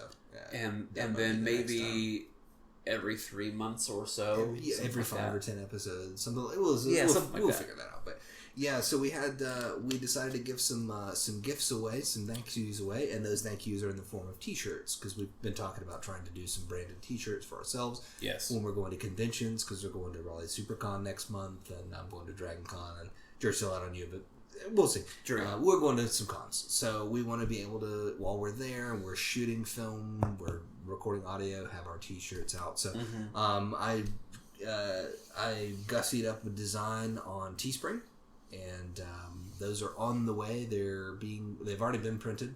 They are in the mail. I'm hoping to see them earlier in the week, this coming week. We'll see when they actually show up. But, we still have one more t-shirt that we need to buy for Amaryllis. Yeah, we didn't get all the shirts for everybody yet. What I did is I got a series of different short run in 4 different styles. Did you really? I got 3 different men's shirts and a women's shirt. Right. And the 3 different men's shirts are different options of shirt. They're all the same logo and everything, and all black, but they're different shirt quality, material, etc., etc. So we're going to be able to see which ones we like, which ones we don't like. They're a little bit different in price, but not overly so. And we may not have rushed to do that right away because our convention in Raleigh isn't going to be for another month and a half almost. But Chris is leaving the States, moving to Australia. So we wanted to get him his shirt ASAP. Absolutely. And it was great. He sent me a text that said, I said, "Hey, by the way, what's your t-shirt size?" And he told me, he said, "I'll be proud to wear that in the Wonderful World of Oz." He spelled it O-Z, but I knew what he meant. And I said, we really just appreciate you being with us. And he said, "No, I'll wear it proudly." I'm like, okay. What happens if like a couple of Aussies just kind of see that shirt and think it's a big deal in the States? If you're listening to this after the fact and you're from Australia, welcome. Thank you for listening. We appreciate you being here. Well, you got here quick because Chris hasn't even got to you. Yeah, well, future-proofing, they call it. Future-proofing, I guess. My point, no, I'm a huge fan of the entire country. But, except for the spiders. But yeah, that's the reason I haven't gone yet, is the size and quantity of their insects and their arachnids. And bitiness. But yeah, we've got the shirts inbound as we speak. In fact, by the time this podcast is released, I might even have them in hand, so we'll see. That'd be fun. We'll probably do some pictures of them on our website at the very least. And then once we know what the quality is and what they look like, order some more, and might do some giveaways down the road. Get some t-shirts. Maybe so. It kind of depends on how the. I'm not just going to give them away. Like the quantity of people we had for, and this again behind the scenes, just being realistic. Yeah. The number of people that we had viewing and interacting overall was not as high as I would prefer for our live broadcast. Yeah. The people who did a significant amount. Yeah. And I appreciate it. And you and I kind of had an idea of giving one t-shirt away and maybe some other crappy, like, whatever we could come up with kind of prizes. And then in the end, we had Amaryllis and Chris and another person who gave us such great ideas that we thought, let's give them all t-shirts. And it's also self-serving, if we're honest, from our perspective, where we're going to give a shirt to somebody and they might wear it. And it's got our website on the back. Sure. And hey, in essence, free advertising. Free advertising. That works out. But at the same time, I love giving blood to get a free t-shirt. Sure. And I will wear that. No one's going to go, "Oh, you gave blood." They're going to go, "You're wearing clothes." Yeah. But you never know. Yeah, that is the possible byproduct. But just giving someone something as a thank you is kind of what I was going for. Well, so to that end, talking about marketing and creating something we're going to be giving out, we're working on cards as well, business cards, a new run. We have a set of business cards that were kind of a preliminary, that's always a hard word to say, thing that I printed up to give out at conventions at the end of the year last year. They have our old website on them. They're not great. They get the job done, but they're not perfect. So we're looking at ordering a new set, and I've been looking at a couple of different designs. The obvious one is Vistaprint, because they're like, everybody gets cards from them. There's a couple other sites that do them as well, and I found one. And actually, I don't know, do you want me to bring it up now, or do we want to do that after the fact? Let's do it, yeah. If I can see it from here. I'll see if I can bring it up. And while you're doing that, I'll mention that it's in the basic business card size that we had before, with our logo. I wouldn't necessarily say it's plain, but it's nothing crazy high tech. It's simple and distinct. Oh, not simple. What do you call it? What's a good word for simple? That's clean, classic, clean. Clean's a really good. Well, clean is true because this is part of the conversation that I wanted to have is different cards tell a different story, and depending on if it's personal or if it's privately owned business, if it's a creative business, if you are a member of a larger corporation, if you're an independent salesman, all those things need to be sort of expressed in just a very quick moment. And I've seen some really cool cards that have a QR code or something else, maybe something to entice people to come to the site. I've seen interactive ones where you're supposed to fold it into origami, which is cute, but Yeah, I feel like that you don't see the card. The card itself is gone. I always enjoy collecting cards. I was a member of a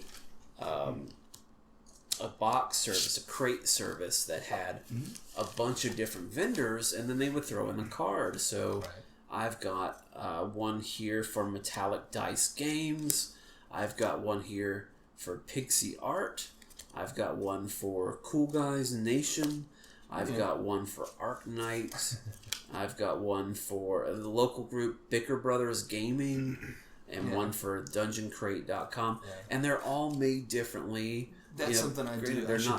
I should Good. pull mine out. Sorry, that's something I do at Dragon Con. Is every vendor I visit, I always grab their card for the same reason. I just like seeing different. I like seeing it, and then I keep it. I don't think I ever throw away a card unless it's a business I know that I would never see again or that they've closed.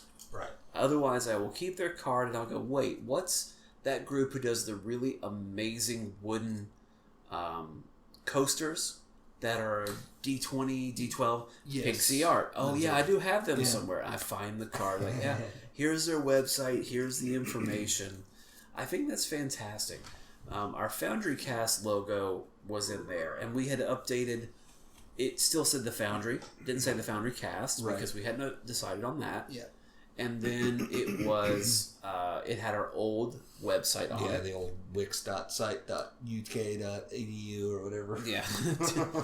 and that needed to be updated. So when we went and visited some people, I just took a permanent marker and marked out the things that didn't matter. Right. So it's still, you could still kind of make out what our website should be. So we're looking at updating it, like making it a little more intense. So when you look at it, it tells you something. Yeah, I apologize. It took me a minute to pull it up, but this is the mock-up that I've done so far. I'm not wild about it. I feel like there's not something quite right about it. But so this card, the reason I chose this one is because it's metallic, quote unquote. I don't know exactly what that means. It should have some sort of sheen to it, but it is a magnet, which I really like because when you hand somebody a business card that's a magnet, they're more likely, I feel, to keep it. They're going to throw it on their fridge rather than throw it in the trash. One would hope. You also want to tell them, by the way, this is magnetic. Yeah. Don't put it in your wallet. It should be clear. Well, that's true. It should be clear, though, that when you grab it, what it is. But so this was the one that I grabbed. It's got sort of a black industrial look on the background. We've got the FoundryCast logo. I threw in the tagline, too, because I feel like that's part of our brand, and I feel like it's important. It says Build, Craft, Create underneath. And then at the bottom, website. I think our website, and the Foundry is usually in white, and then the word cast is in the same maroon color as our emblem. Right. Build, Craft, Create in this instance are white, and then the website is the same red. Originally I did Build, Craft, Create in red, website in white, and it didn't look quite right. I flip-flopped that so the Build, Craft, Create's in white and website's in red. It still doesn't look right. I don't know what's going on there. I don't know if drop the tagline. I think we need to drop the tagline. Yeah. Or flip-flop it from the website name so it says the FoundryCast. I also think that maroon color needs to go up in hue. I don't think it should be the same normal color that we have. I think it needs to be brightened because our logo is so cool, but the line work on it is much finer than the thickness. It's going to get lost in the dark background. People might notice it, but it's subdued compared to it's white and then it's a dark maroon. And this is the other problem too, is like I said, this card supposedly has a metallic sheen to it. Which I don't know what that looks like until I have it in my hand. So I don't know if that sheen's going to make that red pop. Which it could. Because what we were going for, what we wanted to do was almost have it be foil embossed, where the Foundry is white, the black is black, but the cast is the metallic. The text is metallic. It's hard to find some. I've looked. I'll continue looking, but that's hard to find. I love the idea of it being metal because kind of the idea of what we do, the Foundry, is about making things, forging something. Forging something would be nice. So the design itself we can play with, obviously, and move things around, change things. Well, that's why I brought these cards. Yeah. Is I look at Pixie Arts. Yeah. And the front is very plain. Yeah. But they have some logos, and it says @Pixie Art, and you can see the website at the bottom. Well, the back of it is just the logo. Is just a logo, which is, I think, a cute idea. Mm-hmm. So here's the thing about this card, and looking there in your hand, most of the others. This is my concern thinking about this magnetic card. I like the fact that it's magnetic because that means you're more likely to keep it. We don't have a back. If it's magnetic, you only get one side, not two. I really like the idea on one side having a QR code to go to our website, having our Twitter handles, etc., etc., etc. If you're only on one side, you're really limited in what you can say. And it's really hard to get across what we are with just the card. So, like, that's why I felt like I needed to put the tagline on Build Craft Create, because without that, it just says the FoundryCast and a website. And you're like, what is this? I don't know what this is. Let's guess. Let's say we have the magnet be a bigger, better thing. Yeah. And for the moment, set it aside. I'm not saying we shouldn't do it, but for the moment, set it aside. What if we did something like this? This is Cool Guys Nation. We don't do it as boring as this. We do it a little bit more flashy. Yep. As big and cool as this, with some sort of metallic look with a to shield it. to it. Yep. And then the back, we just have the look, just have our emblem, just the emblem, and then it says Build Craft Create underneath. And then so it and says on the other side the full logo and our website. This website. Do we want to put a quick blurb on there? A sentence of this is what we do. A mission I don't statement? think so, because nobody else really Nobody does really that. does that. And if you're talking to somebody at the point where you're giving them a card, you can tell them in person They'll what ask you you. are, right? I'm just looking. I was thinking more about if you just stuck a card on a board. Somebody saw it.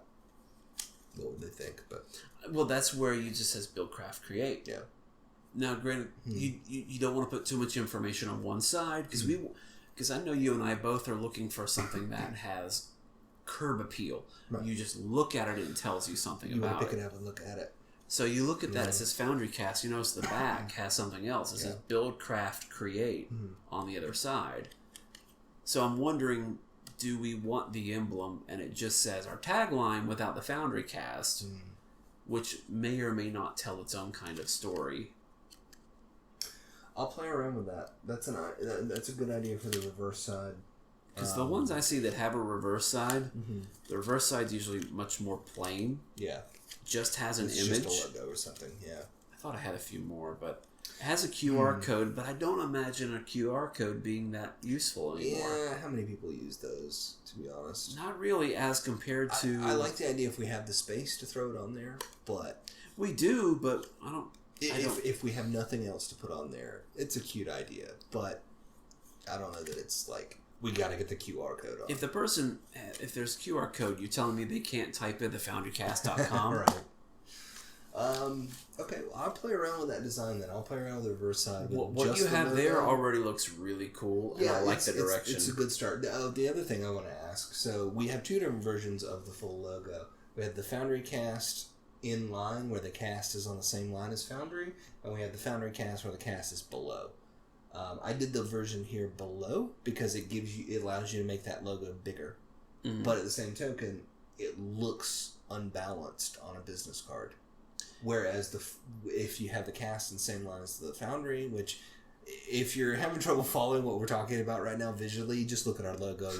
You'll kind of get what we're talking about. But if we move the cast up in line with Foundry, I think that looks better on a business card, but it's going to make that whole logo smaller. But if we're doing reverse side with the full emblem on one side, I think that's not a problem then, if we do that. Because then we'd want that smaller to have more room to put more stuff. I don't know. I'd have to see it. Now, when I think of the obviously logo, when we do it all horizontal, the letters are going to get half the size. They're going to be much smaller. I also like the color balance better when the this. cast is over here, because then you've got red, white, red.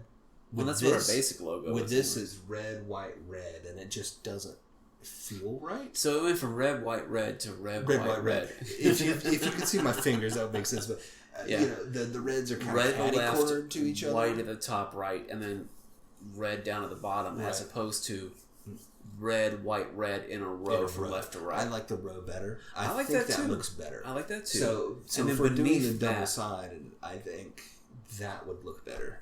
Maybe a tagline or something else would look cool if we had something like a website for gamers, crafters, and creators, something like that. Yeah. Not exactly that necessarily, but if we had like an office that had an address, that would be good, which we don't. If we had a phone number, we could put that in there. We don't. I don't want anybody spamming. I don't think we need to put our names on there like Cyrus and Zach. No, I agree. The only thing I thought was maybe our 2 Twitter handles, but I don't even know. I don't think that's necessary. So these guys are called Bicker Brothers Gaming. And it says, "We bicker, you benefit. Gaming commentary, reviews, and discussions." And it just says youtube.com. And then their Facebook. And then their YouTube channel is finally listed. Let me have a peek at that. Yeah, check that out. Yeah, and there's just... Why do they say youtube.com in big letters? I don't know. Just like, hey, we're on YouTube. Like, wow, you're special. I don't like that layout. Okay, but then they have the QR code in the back. They do have a QR code. Well, so that's the other thing, too. Same idea. Even if we don't want to mention our names or anything, do we want our 2 logos on there? We have a 9to5 Gamer and a Crafty Bastard logo. Both of which are nice. Do we want to have those on the back smaller? I think that's too cluttered. I think it's too cluttered. Okay. If it made sense where... If we did something kind of cute where we split the back down the middle. Yeah. And it said... like the founding members at the top, and it said 9to5 Gamer with your logo and your Facebook, Crafty Bastard. I think that's something we could do down the road more. Yeah, maybe. Yeah. Okay. We're just looking for something to give out to people to say hi. Exactly. We don't need a back. What I like about not having a back on it is that's where you take notes. Well, that's where you. That was my other question. Tell someone if we're doing double-sided. Here's the problem: is we tend to have a black background on our logos. Mm-hmm. If we're double-sided, black background on both, there ain't no room to take notes. No. So the other option would be front side all black with just the emblem and the tagline, all black. Other side, white. The logo is on a black box at the top. You still have a lot of white space below with website address, etc., and room to... If you have a chance to mock up both of those very simply, yes, let's do that. I'll do that tomorrow. I like this better. See, that's the card we have now, which our viewers can see, of course. Sorry again. Yeah, look at it. But the card we have now has the cast on the side. I like the balance of that a lot better. I think that looks red better. Needs to be punched up. On this card, yes. But again, I don't know what it's going to look like from this printer with the sheen. I don't want it to be pink. I don't want it to look pink. If you punch it up, it needs to go more red. Red than pink. Magenta. But then here, if it just says at the bottom, the FoundryCast.com, www. I mean, we can drop the www. Facebook.com / the FoundryCast. Yep. To give people a chance to look us up. They might find us more likely than a bunch of actual foundries on YouTube. Whatever works, I'm more excited about. If it looks pretty good, I'm not going to worry about. It should be one pip up and huge. Having a card is better than not having a card in the end. Okay, well, I'll work on that. We'll talk more after the fact. What else? We also are looking at having a Patreon. It is already there. By the time this goes live, we have a Patreon. Technically, we already do.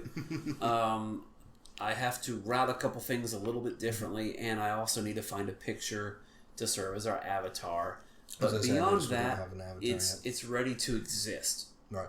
And this is something that I felt very strongly about early on that I did not want to have to just look like I'm looking for a handout. Yeah, we're not trying to just beg for money. We need. You talked about this last time. We need something to offer. We need something to offer, or at least we need to feel established enough where it's not an afterthought, where you really are just giving us money. Right. Was it on there already? No, I'm just sure this is our if you go to our account, our profile. Oh, you can see it. Yeah, it's a little fox guy. Yeah, that's the natural that's one. That's the default one. Yeah, we need all to that is going to be adjusted by the time our audience can look it up. Right.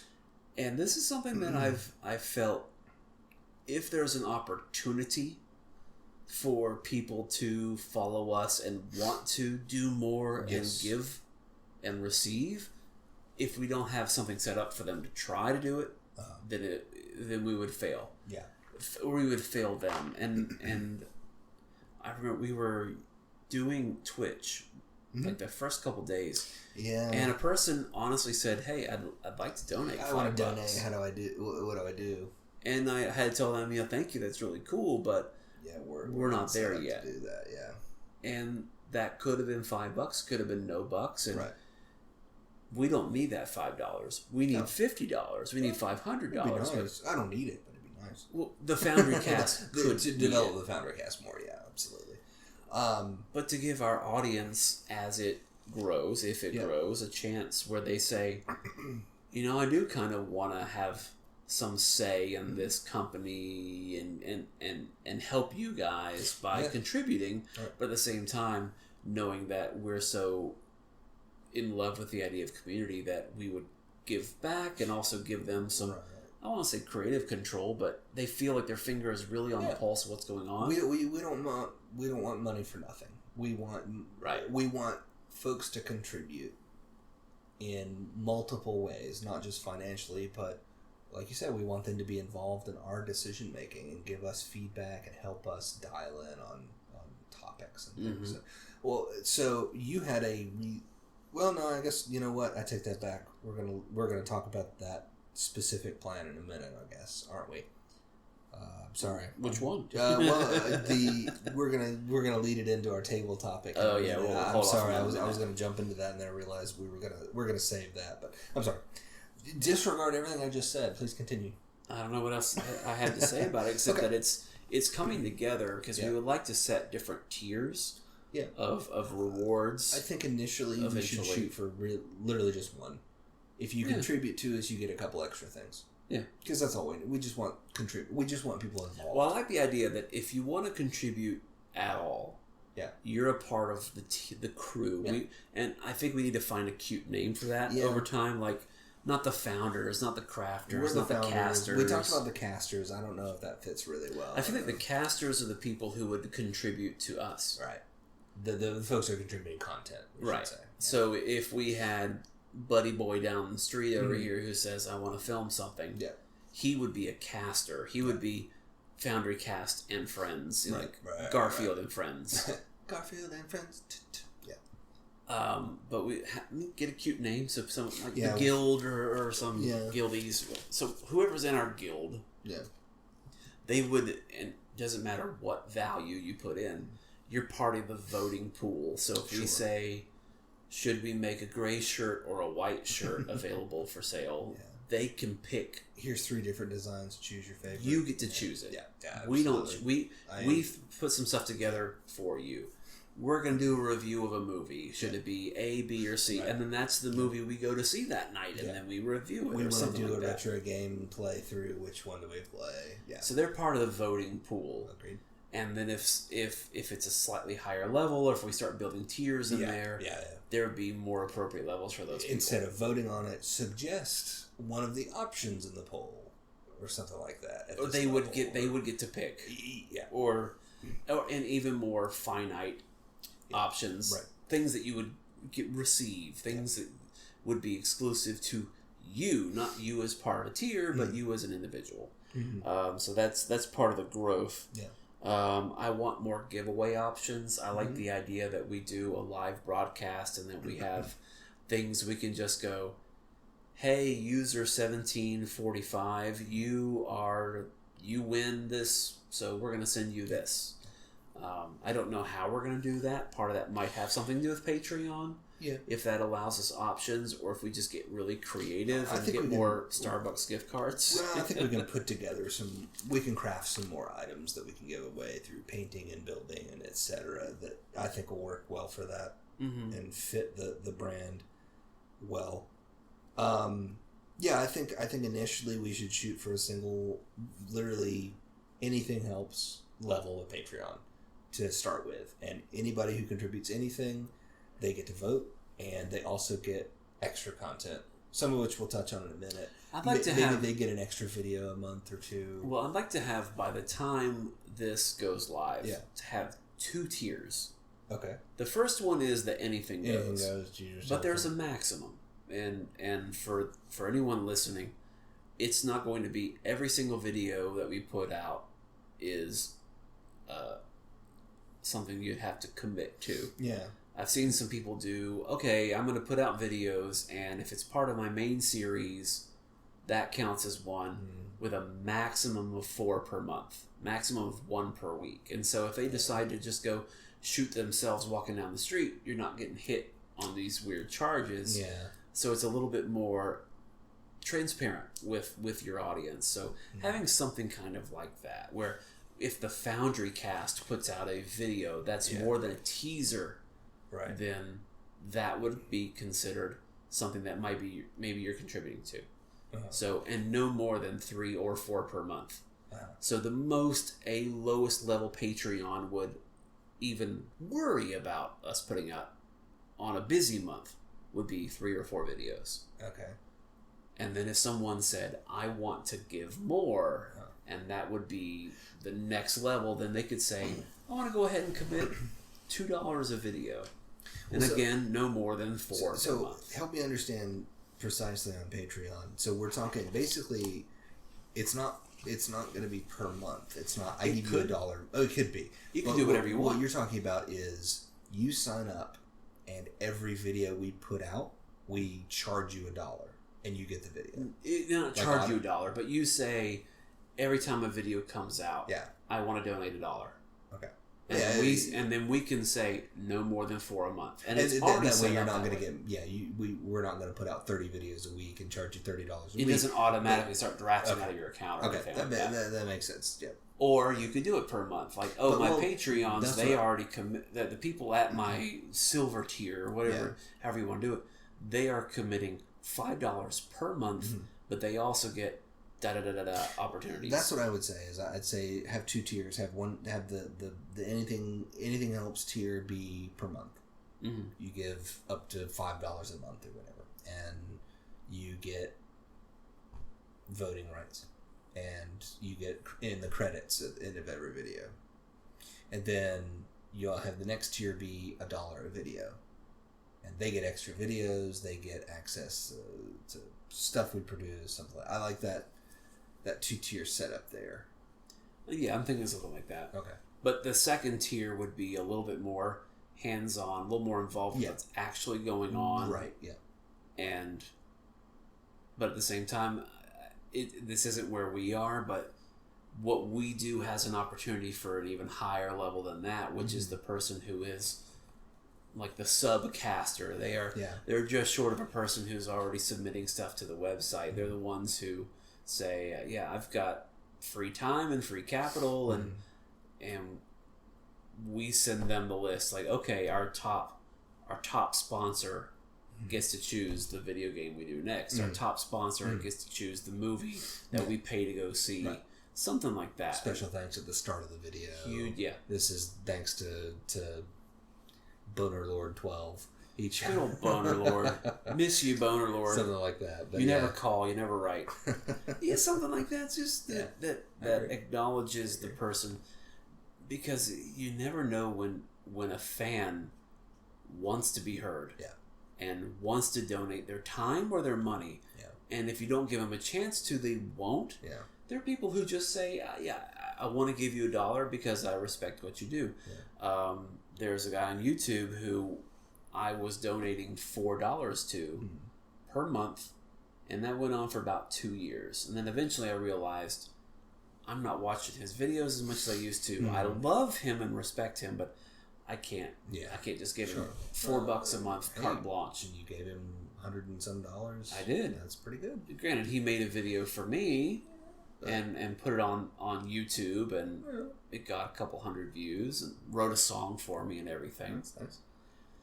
So I appreciated that, and there are people out there who might want to do that, and it could even be family members who just aren't paying attention and they want to throw a couple bucks our way, and then after about 6 months they go, "Oh, this charged me $24." Like, well, yeah, you said you wanted to, and $24 would go a long way to us helping upkeep the website. $24 would pay for the cards we're going to produce. That's like, or pay for a couple of T-shirts for us to give away. So a little bit helps, but I agree. I think it's a good setup, and I think it's a good goal for us to have. Like I said, as long as we've got good content that we're making available, and we're not just begging for free money. I don't want to be begging, but.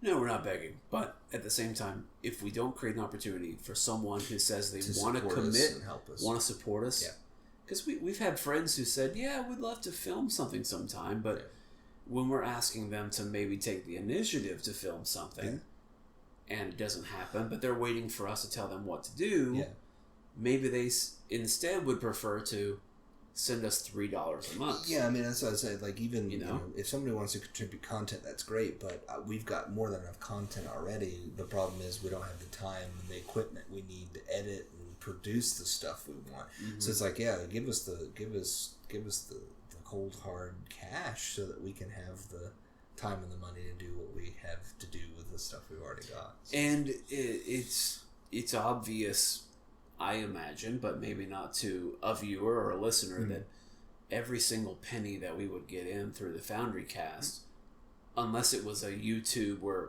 thing where we were making money off of YouTube, but everything the Patreons put in there would clearly be goes back to the cast, penny for penny back to the website. We've got, you and I both have a list of equipment that we feel we would love to have, growing by the week. Every week, I'm like, even when you go and buy new things, we still need more. The microphone we're using right now is a Blue Snowball. I would rather have a Blue Yeti. Oh, Blue Yeti, but I got the Snowball because it's a lot cheaper. So it's like, hey, maybe $100 later, hey, dual Yetis. Yeti. Yeah. You have 2 Yetis on arms, improving the sound quality, making a better product. That's what we're talking about. All this is just going to help us make better videos, make better content. The more Susie and Timmy at home decide that they do want to support us, it's really just giving them a better podcast, a better video, product, and even more amazing green screen effects in the future.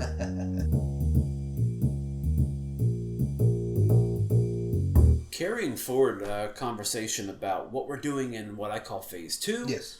And merging it with table topics. Our table topics for the evening. Yeah.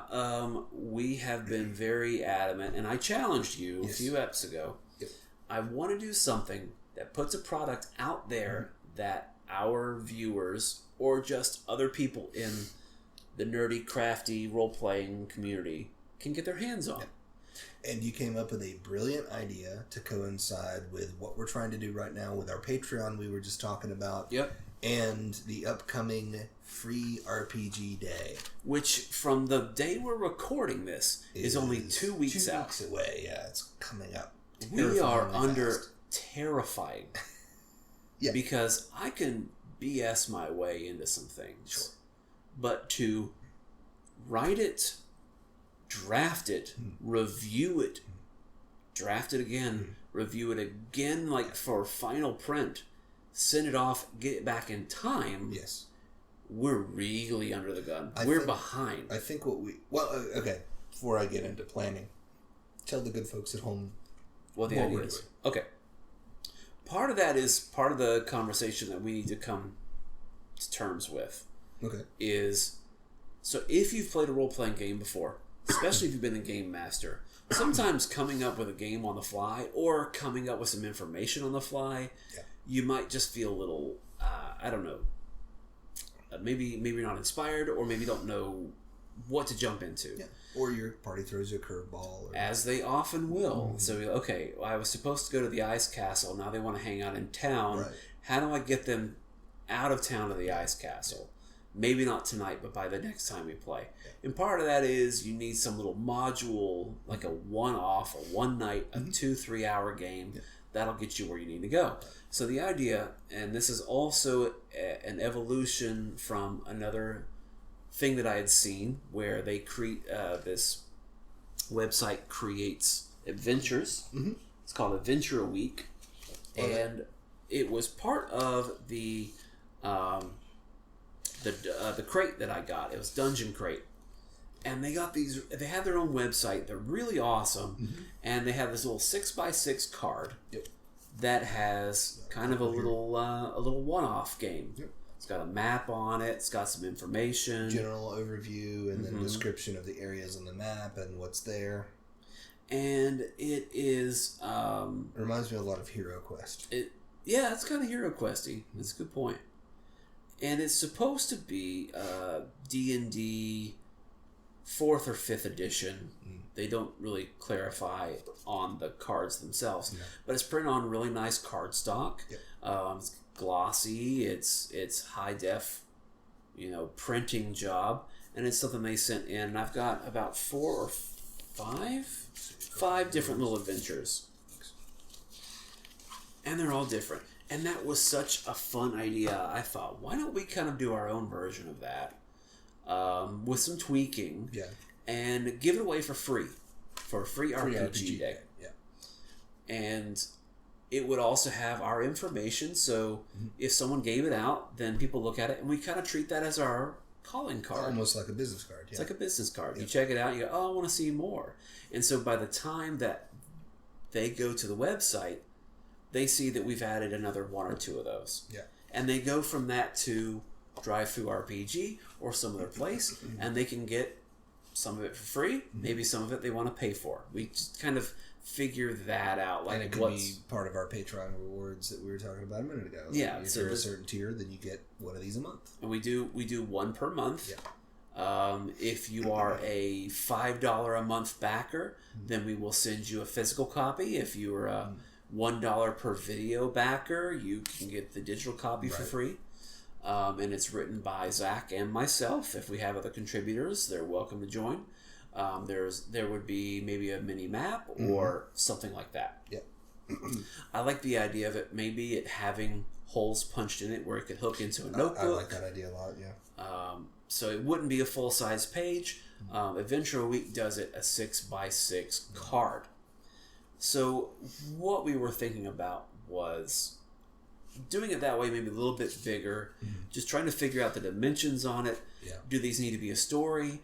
Do they need to be under the open game license, or do they need to be so vanilla as to fit with anything? Or do we need to make it brand specific? Do we need to make it something Wizards of the Coast, Dungeons and Dragons, or through Paizo, which is Pathfinder? Right. Well, I'll tell you, I've done a little bit of research. Yeah, I was going to say, I haven't looked at their OGL yet. We can do OGL all day, every day, no problem. Yeah. The only things we cannot do are to name the cities. That are already existent I see. But we can name our own cities. You can name your own city. Sure, yeah. We cannot use the character names that already exist. Sure. We cannot use the deity names that already exist. Sure. That's fine. But when it comes to game mechanics, wide open. Whatever. No problem. Right on. So we can mention spells names and I believe monster so. Names. I believe so. We just, when it comes to game mechanics, just not anything that might be considered someone else's work. That makes sense, yeah. Well, we can say, for example, on here, we can say an investigation intelligence DC 16 check. Yeah, so I'd say for Dungeons and Dragons, I would say investigation. Right. For Pathfinder, I might say perception. Right. Or something Profession. Profession looking around. Knowledge, ancient, ruined temple. Yes. So, we're good there. Cool. However, we would want to still put the OGL... I was going to say, we need a... are we going to link to their OGL, or are we going to create our own? We would put the link to our website that would also be able to send them to the OGL. That would have Pathfinder and all that stuff. Okay. It would be listed there. Okay. Right on. That would take us no time whatsoever. Sure. Yeah. Okay. The issue is if we wanted to make ourselves an LLC. Which is a thing that we might want to do in the future. Yeah, I mean, when we get to the point where if we have a Patreon that has Patreon subscribers, at that point, yeah, it's probably time. If there's money, even if it's $2 a month involved, it's probably time generate an LLC. So that is Which is not a consideration for the future. So if we do 3 to 5 of these, before we get an LLC, we need to just go ahead and expect that we have no rights to the things we put out there. We would not be able to make money off them if someone else tried to claim them as their personal works. But I don't really care. No, I mean, we discussed this last week. We were talking about this project, and that was my concern I brought up. Is like, well, if we give these out, we don't really. I mean, there's a certain amount of copyright that protects us, but not really. And it's like, well, I'm not really offended if somebody takes the idea. If somebody takes this card and wants to use it, our website's on there. That's what's really important. This is a chance to show off who we are and get folks to view our website more than anything. Precisely. So, I'm not too upset if somebody wants to take the idea. I don't know if this shows up on somebody's website with our details deleted in the exact same product, I would send off an angry email probably, but at the same time we would have no legal ramification because we don't have any other protections, and I'm okay with that because the odds of that happening are incredibly slim. Right. If we get to the point where people are stealing the idea, that means that people are viewing it, and that's a good thing. Right. We're still benefiting from this in the long run. People go, do you have episodes 4, 5, 6, and 7? Sure. And then they just link them to our website. Right. So that was the consideration. Now, here's the other thing. Yeah. Are we even able to do this? We go and spend time and money making this. Can we even give them away? Will they let us? Who? The event. Oh, well, have you had a chance to talk to them yet? According to Wyvern's Tale? Yeah. No problem. Cool. No problem. Found out today. Awesome. We'll double check with one of the other stores downtown. Very good. Well, if nothing else than Wyvern's Tale, I'm happy with that. Yeah. I'm very happy with that. If they stack 30 of them and we give away 3, great. Happy. The rest it was worth the $20 to print them. Yeah. So I would like to do some at 2, if not 3 different locations. Yeah, sure. So I'll talk with one of the locations, and then we also have an inside source. Maybe he would be more likely to get yes at one of the other comic book shops up the street. Very cool. So we'll ask him maybe to talk to that other owner, and I'll talk to this one owner, but we've already got one of the guys saying no problem. Then I am gung-ho on this in that case. So we've steamrolled over one of the problems. The second problem is sort of we don't care. It's kind of too early in the process. We'll deal with it when it comes to it later with the LLC. And then the third problem was, can we even have it there?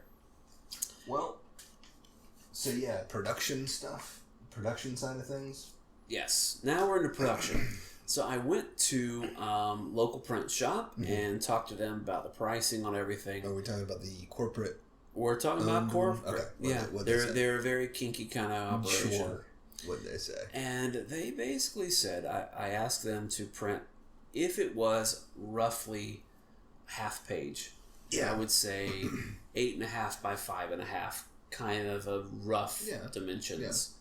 Double-sided, decent quality cardstock, glossy but not super glossy. It doesn't have to be ultra gloss. Don't have to pay extra.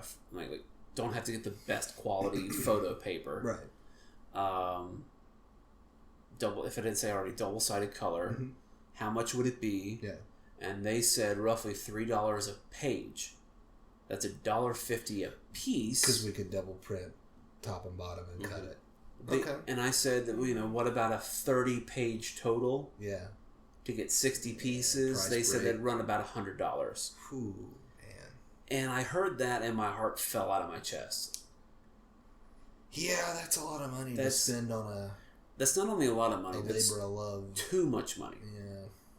Beyond, if you decided to get a new component for your computer, you will have that forever. Or until it becomes obsolete. Yeah. You'll still own it. $100 on pieces of paper. That is, I would use the word prohibitive. So I made a couple phone calls. Yeah. I talked to a person who works in an office who often prints hundreds of things a day. Yeah. And their best option much to my chagrin, was Vistaprint. Okay. So I dug into it. I haven't looked at them other than cards. If you want to go postcard. Yeah.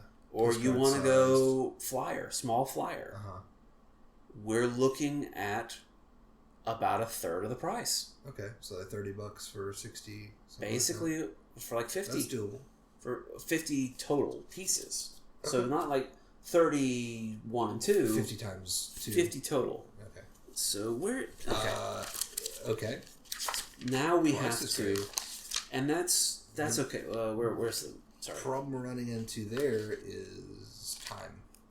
Time is part of it. With Let's hold off on time. Okay. We're barreling into time. So the sizes, and just for description, this is a 6x6. Yeah. We were thinking 9.5 by 11 cut in half, so 9.5 by 5.5. Or 8.5 by 11 cut in half. Yeah. 8.5 by 5.5. And I actually made a little print. Maybe I'll take a picture of this and some different template sizes. yeah. So you can see the 6x6. Okay. The maximum, and if we're doing this landscape or portrait, right? Landscape. Yeah.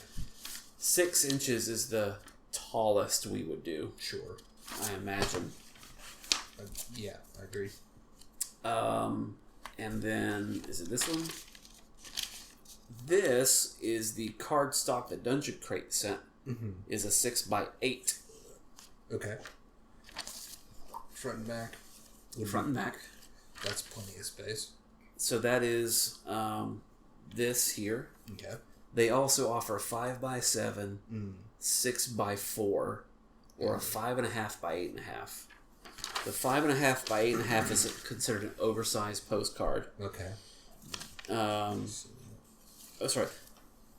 There's a 5.5 by 8.5, which is a flyer. There's a 5.47 and 8.5, which is oversized postcard, which is roughly the same. Right. 5x7 postcard. And then there's a 5.47 by 4.21, which I didn't think would work for us. I'm perfectly happy with the 5x7. 5x7? And I think we could even work with a 6x4 if we had to. But the 5x7 feels like the right... I like the feel of it. That's tall enough to where two holes will fit into a notebook, no problem. That's what I'm thinking of. Yeah. Or even if it's kept that way. Because if it's kept landscape and they're in a notebook like this, could flip whatever But you is need. it tall enough to have two holes in? It is. Okay. Barely, but it is. If we did that, front and back, color, glossy, cardstock, without shipping, $27.50. So $40-some with shipping. Their shipping's usually like $35 with shipping. No, that's not bad. That's doable. The cards will be that much or more. Not including shipping. I've got a coupon code for 20% off. Yeah. So we're looking at about $22.50. Cool. I think. For 5x7s? $22.50. It's going to be about $30 plus shipping. Okay. But that's going to be like a 7-day turnaround or an 8-day turnaround. See, that's shipping. the issue with Vistaprint. Their printing is fast. Shipping, unless you pay for it, is slow. Right. So that's where the time issue comes in. So here's what we're looking at: is as of this recording, 2 weeks to the event. 2 weeks to the event. We're past 2 weeks. Yeah. It is a weekend day. Mm-hmm. It is a Saturday, right? I believe it's Saturday. Two Saturdays. We have 10 working days. So we would need to order from Vistaprint, say the Monday of, to get him here in time, and that's probably with express shipping. I'd say by Friday of this week. I'd say we've got all work week and 1 weekend day to have it ordered. Okay, well here's my other question. Do we want to do two different ones, top and bottom, or do we want to do a single one? That would increase the price. Well, it would be the same Oh, they're right, because we're not doing a single sheet. We're doing a 50-piece order. 5x7 of They don't really do much smaller than 50 pieces. I really like the idea of having... You originally said 3. I really like the idea of having multiples, because that feels better. It does. From somebody who walks into a shop and there's, they have different ones. Oh, that's cool. Versus, they have this one dinky one, However, I'm John Q. Nerd walking into the local nerdery, the nerd dispensary, and I'm just gobbling up free swag. Right. You just gonna grab one and one. Just grabbing a bunch. Yeah, sure. I'm gonna use them. I'm gonna see what I can use. Sure. If I grab 2 of that for free just because they're giving away, am I necessarily going to be more likely to find because I like them? Maybe. Or just because I get one? What's the likelihood of me going to that website and to check it all out? Do you know what I mean? Yes. No, wait. Okay. So we're talking about front and back. Front and back. Here's the other idea. We go for the larger size, the 5.5 by 8.5. One adventure one side, another adventure other side. That's entirely possible. You're But compressing it way down. here's the thing that struck me today. What are we doing that's different from Adventure a Week? Nothing. At this point. Nothing. We need to do something that sets us apart. Okay. Here's what I thought about. Okay. Each adventure needs to have its own at least D10 table of swag. Of either gear or cool spell components. So this now becomes a double useful card. So the front side is an adventure, back side is stuff? Something like that. So if it was... Try to find one of these cards. So as the Adventure a Week table kind of sits, it has the... usually the map is on the front. And then just all the information fades through to the other side. Yeah, you got part of the information on the front, under the map, and the rest is in the back. So as soon as you look at it, you got a free map. Right. Doesn't matter what it actually says is happening in the map. So if I were to punch holes in the corner of this, and I've always got a free random Dungeon layout. Dungeon layout. If nothing else, yeah. What if we provided something kind of like this? It's still our adventure with our map, and then you flip to the back, and then the last half page or the last panel is a D10, D20 rollable table. And then if you collect 3 or 5 of these and you print them out at home and you cut them out and you stick them in your notebook or tape it up to your Dungeon Master screen, you now have new random loot tables or random spell side effect tables, something like that, of stuff that we have created individually that is best suited for this adventure because it's part of the adventure, or you just take that out and it's a table. Each card has a different table. Like this week, it also has a random monster encounter roll. This week, it has a random loot item. This week, it has a random. Exactly. Yeah. So it could be, for example, what I know about your adventure. It could be this is the in each room has a number, and in each room has the opportunity for someone to roll for loot that they can get. Right. And so if it was on the coast at the beach, this could be beach loot. I need to find a better name for that. Sure, yeah. Loot found on the coast, and then we would create things to go with that. And so it works with the adventure, but it stands out on its own. So that's the only thing that I thought about today when I told the guy about it. He's like, yeah, sure. And he didn't even question it. Okay. And when I looked at the LLC and Adventure a Week, I love what they did. Yeah. And I think there's room in that space to do something a little more almost identical, but I wouldn't want to do that. I wouldn't want to look like we're just doing the same thing they did.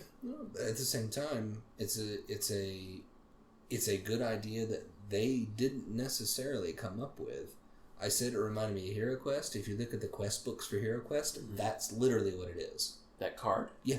It's the exact same thing, although on a single page, but it's a map descriptions of what's in there. Mm-hmm. That's all it is. So it's like, I'm not going to say that, they do a great job, but they're not the originators of this idea. I don't think there's any harm in us doing the same thing, sure, but with our own creativity. It's like saying that, those people do YouTube videos of playing games, so we can't. Well, no, we can. We're just giving our own spin to it. So the fact that we're doing it on a card like this, yeah. What's the point of it being small and portable? Yeah. If it doesn't have the opportunity to go in different order, otherwise we just make a booklet, sure. Or we just do an 8.5 by 11 printout, right? Just a sheet, regular old sheet of stuff. This is your 1-page adventure, and people would like that. This adventure a day or adventure a week is smaller and more portable.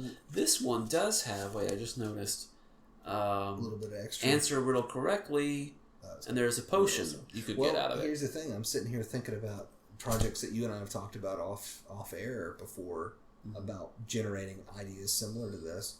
I'm almost tempted to say, you know what? Let's just forget the adventure altogether, and let's just do cards that are random table cards. I have a lot of that in the works. Yeah. I'm not ready to give that away for free. Yeah, that's the concern is now all of a sudden we're giving all that away for free. That's something, I don't think I'm going to make money off of it, but that's something I would rather build into a different project. Sure.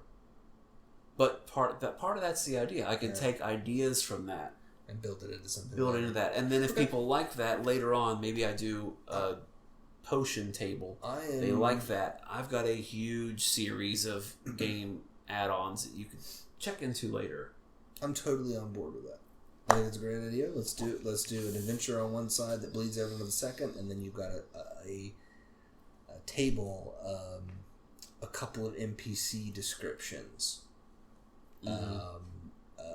A magical item description, some extra fluff, some extra pieces that somebody can use in any game. That can be independent of the adventure that it's on the same card. Like, I really like the idea of this NPC that's described here. This gives me his stats and a little bit about his personality. Great, I've got this NPC in my game. Almost as if let's say we're doing the and that's part of the thing we need to decide. Let's say we just say the 5x7. Yeah. And that's a pretty good size, and we almost divide it into thirds. That by the time we get to the second page, the back page, that's not the adventure. So we've got the map here, we've got some other info there. Then when you get to the second half, it's the wrap-up of that adventure, the wrap-up of that of the encounter, and then you got a little stat block of an NPC and a rolling table. And so you just keep that page up front if that's what you need to see. Sure. You don't really care about this chamber or this shrine. Instead, you just go to... You just flip it to the other side. Captain Stinky Pants. Thinking about this, I'm almost tempted to say let's go for the largest size possible and completely divvy up. One side is just adventure, one side is just extra fluff. Yeah. The 5.5 by 8.5 is going to run us closer to $35. So not that much more. Not that much more. Extra $10, something like that. Yeah, $7 to $10. Well, okay. So here's what I propose then. Let's get. Okay. So we're gonna do one adventure and one. Is that the plan? We either cram it all into one page with everything we need, and it's 2 adventures for the price of one. One on each side. But I don't think that's really doing us any favors. Okay, well, let's do the one. I mean, we've got 2 or 3 more in the works that we'll do for future projects if this works well. I think we need to have at least. We need to have one that's part of this deal. Yeah. 1, if not 2, ready to go by the same time, just not in printed format. Sure. Okay. All right. Well, and we've got that extra week while the stuff's being printed sent to us to create the digital to create version. it and have it up. So let's push on that then. Let's push on getting here in the next few days, getting all the content done for both sides, and then we can work on the format together later in the week and have something by the end of the week. But if we're going to have the format done, it needs to be done. Yes. Done. So that's what I was going to talk about with the map making. Right. Here's my best idea for how we're going to do this. The very first map making software that you found, this was made with that. good start. What I'm planning on doing with this, take this in an image editor, change that white to actually delete the white out, transparency, so that then the background of the whole card looks like papyrus. Layer this on Which top I of already found some really great free textures of paper. Perfect. Where I can even make it look like it's worn on one end. Okay. So if it's part of a book, that is flipping. that all of ours have it worn on one end. Beautiful. The same side if you flip it over, which tells you how you want to put it in a book or how you want to store it. That's maybe something like that. That's a visual cue. And then... So then we can literally drop this right on top of that, and it'll, with the transparency, it should look good. We'll make it all into a PDF and... Okay. So between now and then, we need to decide which one goes printed first. Is it going to be your dungeon crawl or my fort story? And we could do this afterwards, beyond the microphone, beyond the camera. Yeah. But just the things we need to decide. Sure. Which one is going to be printed, which means that's the one we're going to put the most attention to. Right. And I think we need to have a mock-up of it ready to go, ready to look at it by Tuesday. Today being Saturday. Don't want to break the fourth wall of when we're actually recording this. We're making sausage here. Yeah, we're making sausage. Okay. By the end of business Tuesday. So that way we can maybe even order it by EOD Thursday. Well, so here's the thing with the ordering. I would rather have the time to put it and make it exactly the way we want and pay for the rush shipping. Like I'll eat that cost. I was trying to imagine myself paying for the shipping, and that's why I was like, I'd rather us bust our butt to have it ready sooner. Sure, I'm not saying $7 shipping and not $20. I'm not saying let's not push hard to get it done, but I'm also saying that I don't want us to rush it just to save money. I'm willing to eat that shipping cost, no problem. If we need to get it shipped in 2 days, if that's what has to happen, that's fine. I'd rather pay the extra $15 and get it in 2 days for a product that we're happier with, and one that's going to represent us better. Well, that's what. The sooner we got it, we could maybe get it in the hands of a couple loved ones who are also game players. That was what I was going to say. Game theorists. When it comes down to it, when we decide which one we want to do, maybe mock them both up. The two that we're working on now, in earnest, mock them both up. Give them to a couple people. See which one would you rather have. Boom, done. All right. So it sounds like we got a race on our hands between now and Tuesday to maybe have up our mock. No joke. I mean, you can see this is. I've got other notes, but I've got this one here, and then I've got the one I was doing, and I've also got it played out. I've tried to play test it on Vistaprint to try to get some pricing. Okay.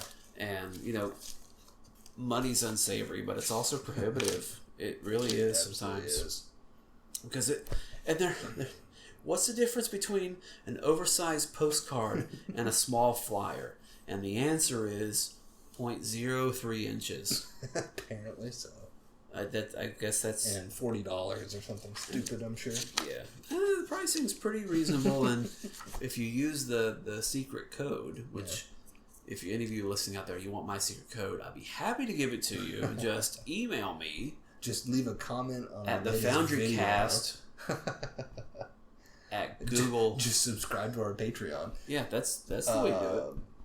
All right, cool. So we're looking at a couple ideas for that. Yep. But what I'm hoping is this podcast will probably go live before the print copies are out. Yes, definitely. If we have Patreon guests, I would love for them, no matter who they are, as long as the run lasts, we print up an extra set at some point. Sure. And you get mail them out. Cards 1, 2, 3, 4, 5. Be happy to. There may even be a storyline that sort of overarcs. We talked about that, maybe stitching these together a little bit. I think we could do that. I think we could find a way. Easily enough. And then, soon enough, our adventure a week or whatever cute name. That's another thing. We need to come up with a cute name for it, what it's called, like the monthly Dungeon Gazette or something cute. And then we need to take our FoundryCast logo and kind of take away the modern look to it. Yeah. And just put it the same emblem in black and basically in black and white logo to put on these cards. Yeah. And then next thing you know, we'll be in your local comic book store just down the street. Our local comic book store, at least.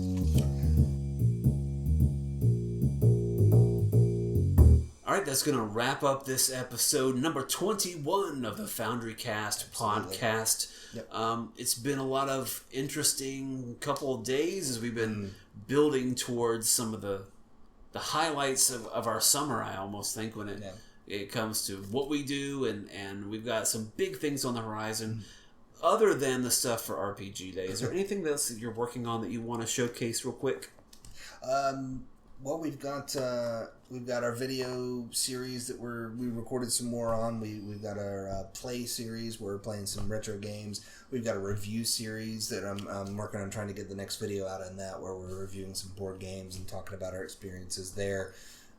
Personally, I'm going to be working on getting ready for our conventions coming up in July, SuperCon, and then DragonCon after that. I've got a costume that I have all the pieces for. I just need to put it together. And then more importantly, I think I'm like almost 99% sure I'm going to commit to another costume for DragonCon. We're less than 100 days away from that con, and I've got a scramble on it.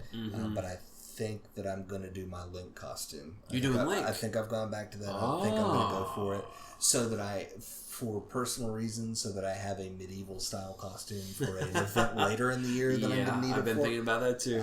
So I think that's the direction I'm going to go. I haven't made the 100% for sure decision, but it's going to happen in the next day or two. And when I do that, I'm going to try and go absolutely whole hog towards that goal and get it done as fast as I can. But yeah, that's will make for interesting videos too. Yeah, that's what I'm looking forward to, getting some costuming videos back out, because it's been a long time since I've done some of those. So yeah, I'm looking for the same kind of thing because I'm also invited to that event. I have an important part in that event as well, so I need to have some sort of sweet costume to go with it, and that's going to take a lot of research on how to make those kind of costumes. Right. So I'm real thrilled about that. I'm also planning on, I just bought a few more paints to go with some figurines. Yeah, we talked about that earlier. Yeah. I'd like to paint up some things and maybe record those as well to sort of showcase how I paint, like what my methods are. And there's also a local painting class that I want to go to and be able to maybe bring some of those techniques back out to the greater audience. So that's been pretty exciting. Absolutely. And then we'll just keep plugging away on what we have to do because we've got plenty more we've just been talking about here on this episode. So many deadlines. But yeah, that'll draw us to a close. Thank you all so much for listening to the FoundryCast. You can follow us on our website, thefoundrycast.com. You can follow us on Twitter and Facebook at that name as well. And check out our YouTube channel as well for more videos and content that we're putting up there. Yeah. But yeah, for episode 21 of the FoundryCast.com, I am Launch Quack McPad. And I am an adorable gelatinous cube. Aww, and you've been listening to the FoundryCast. Have a good night, guys. See ya. And girls. And everything else in between gelatinous cubes.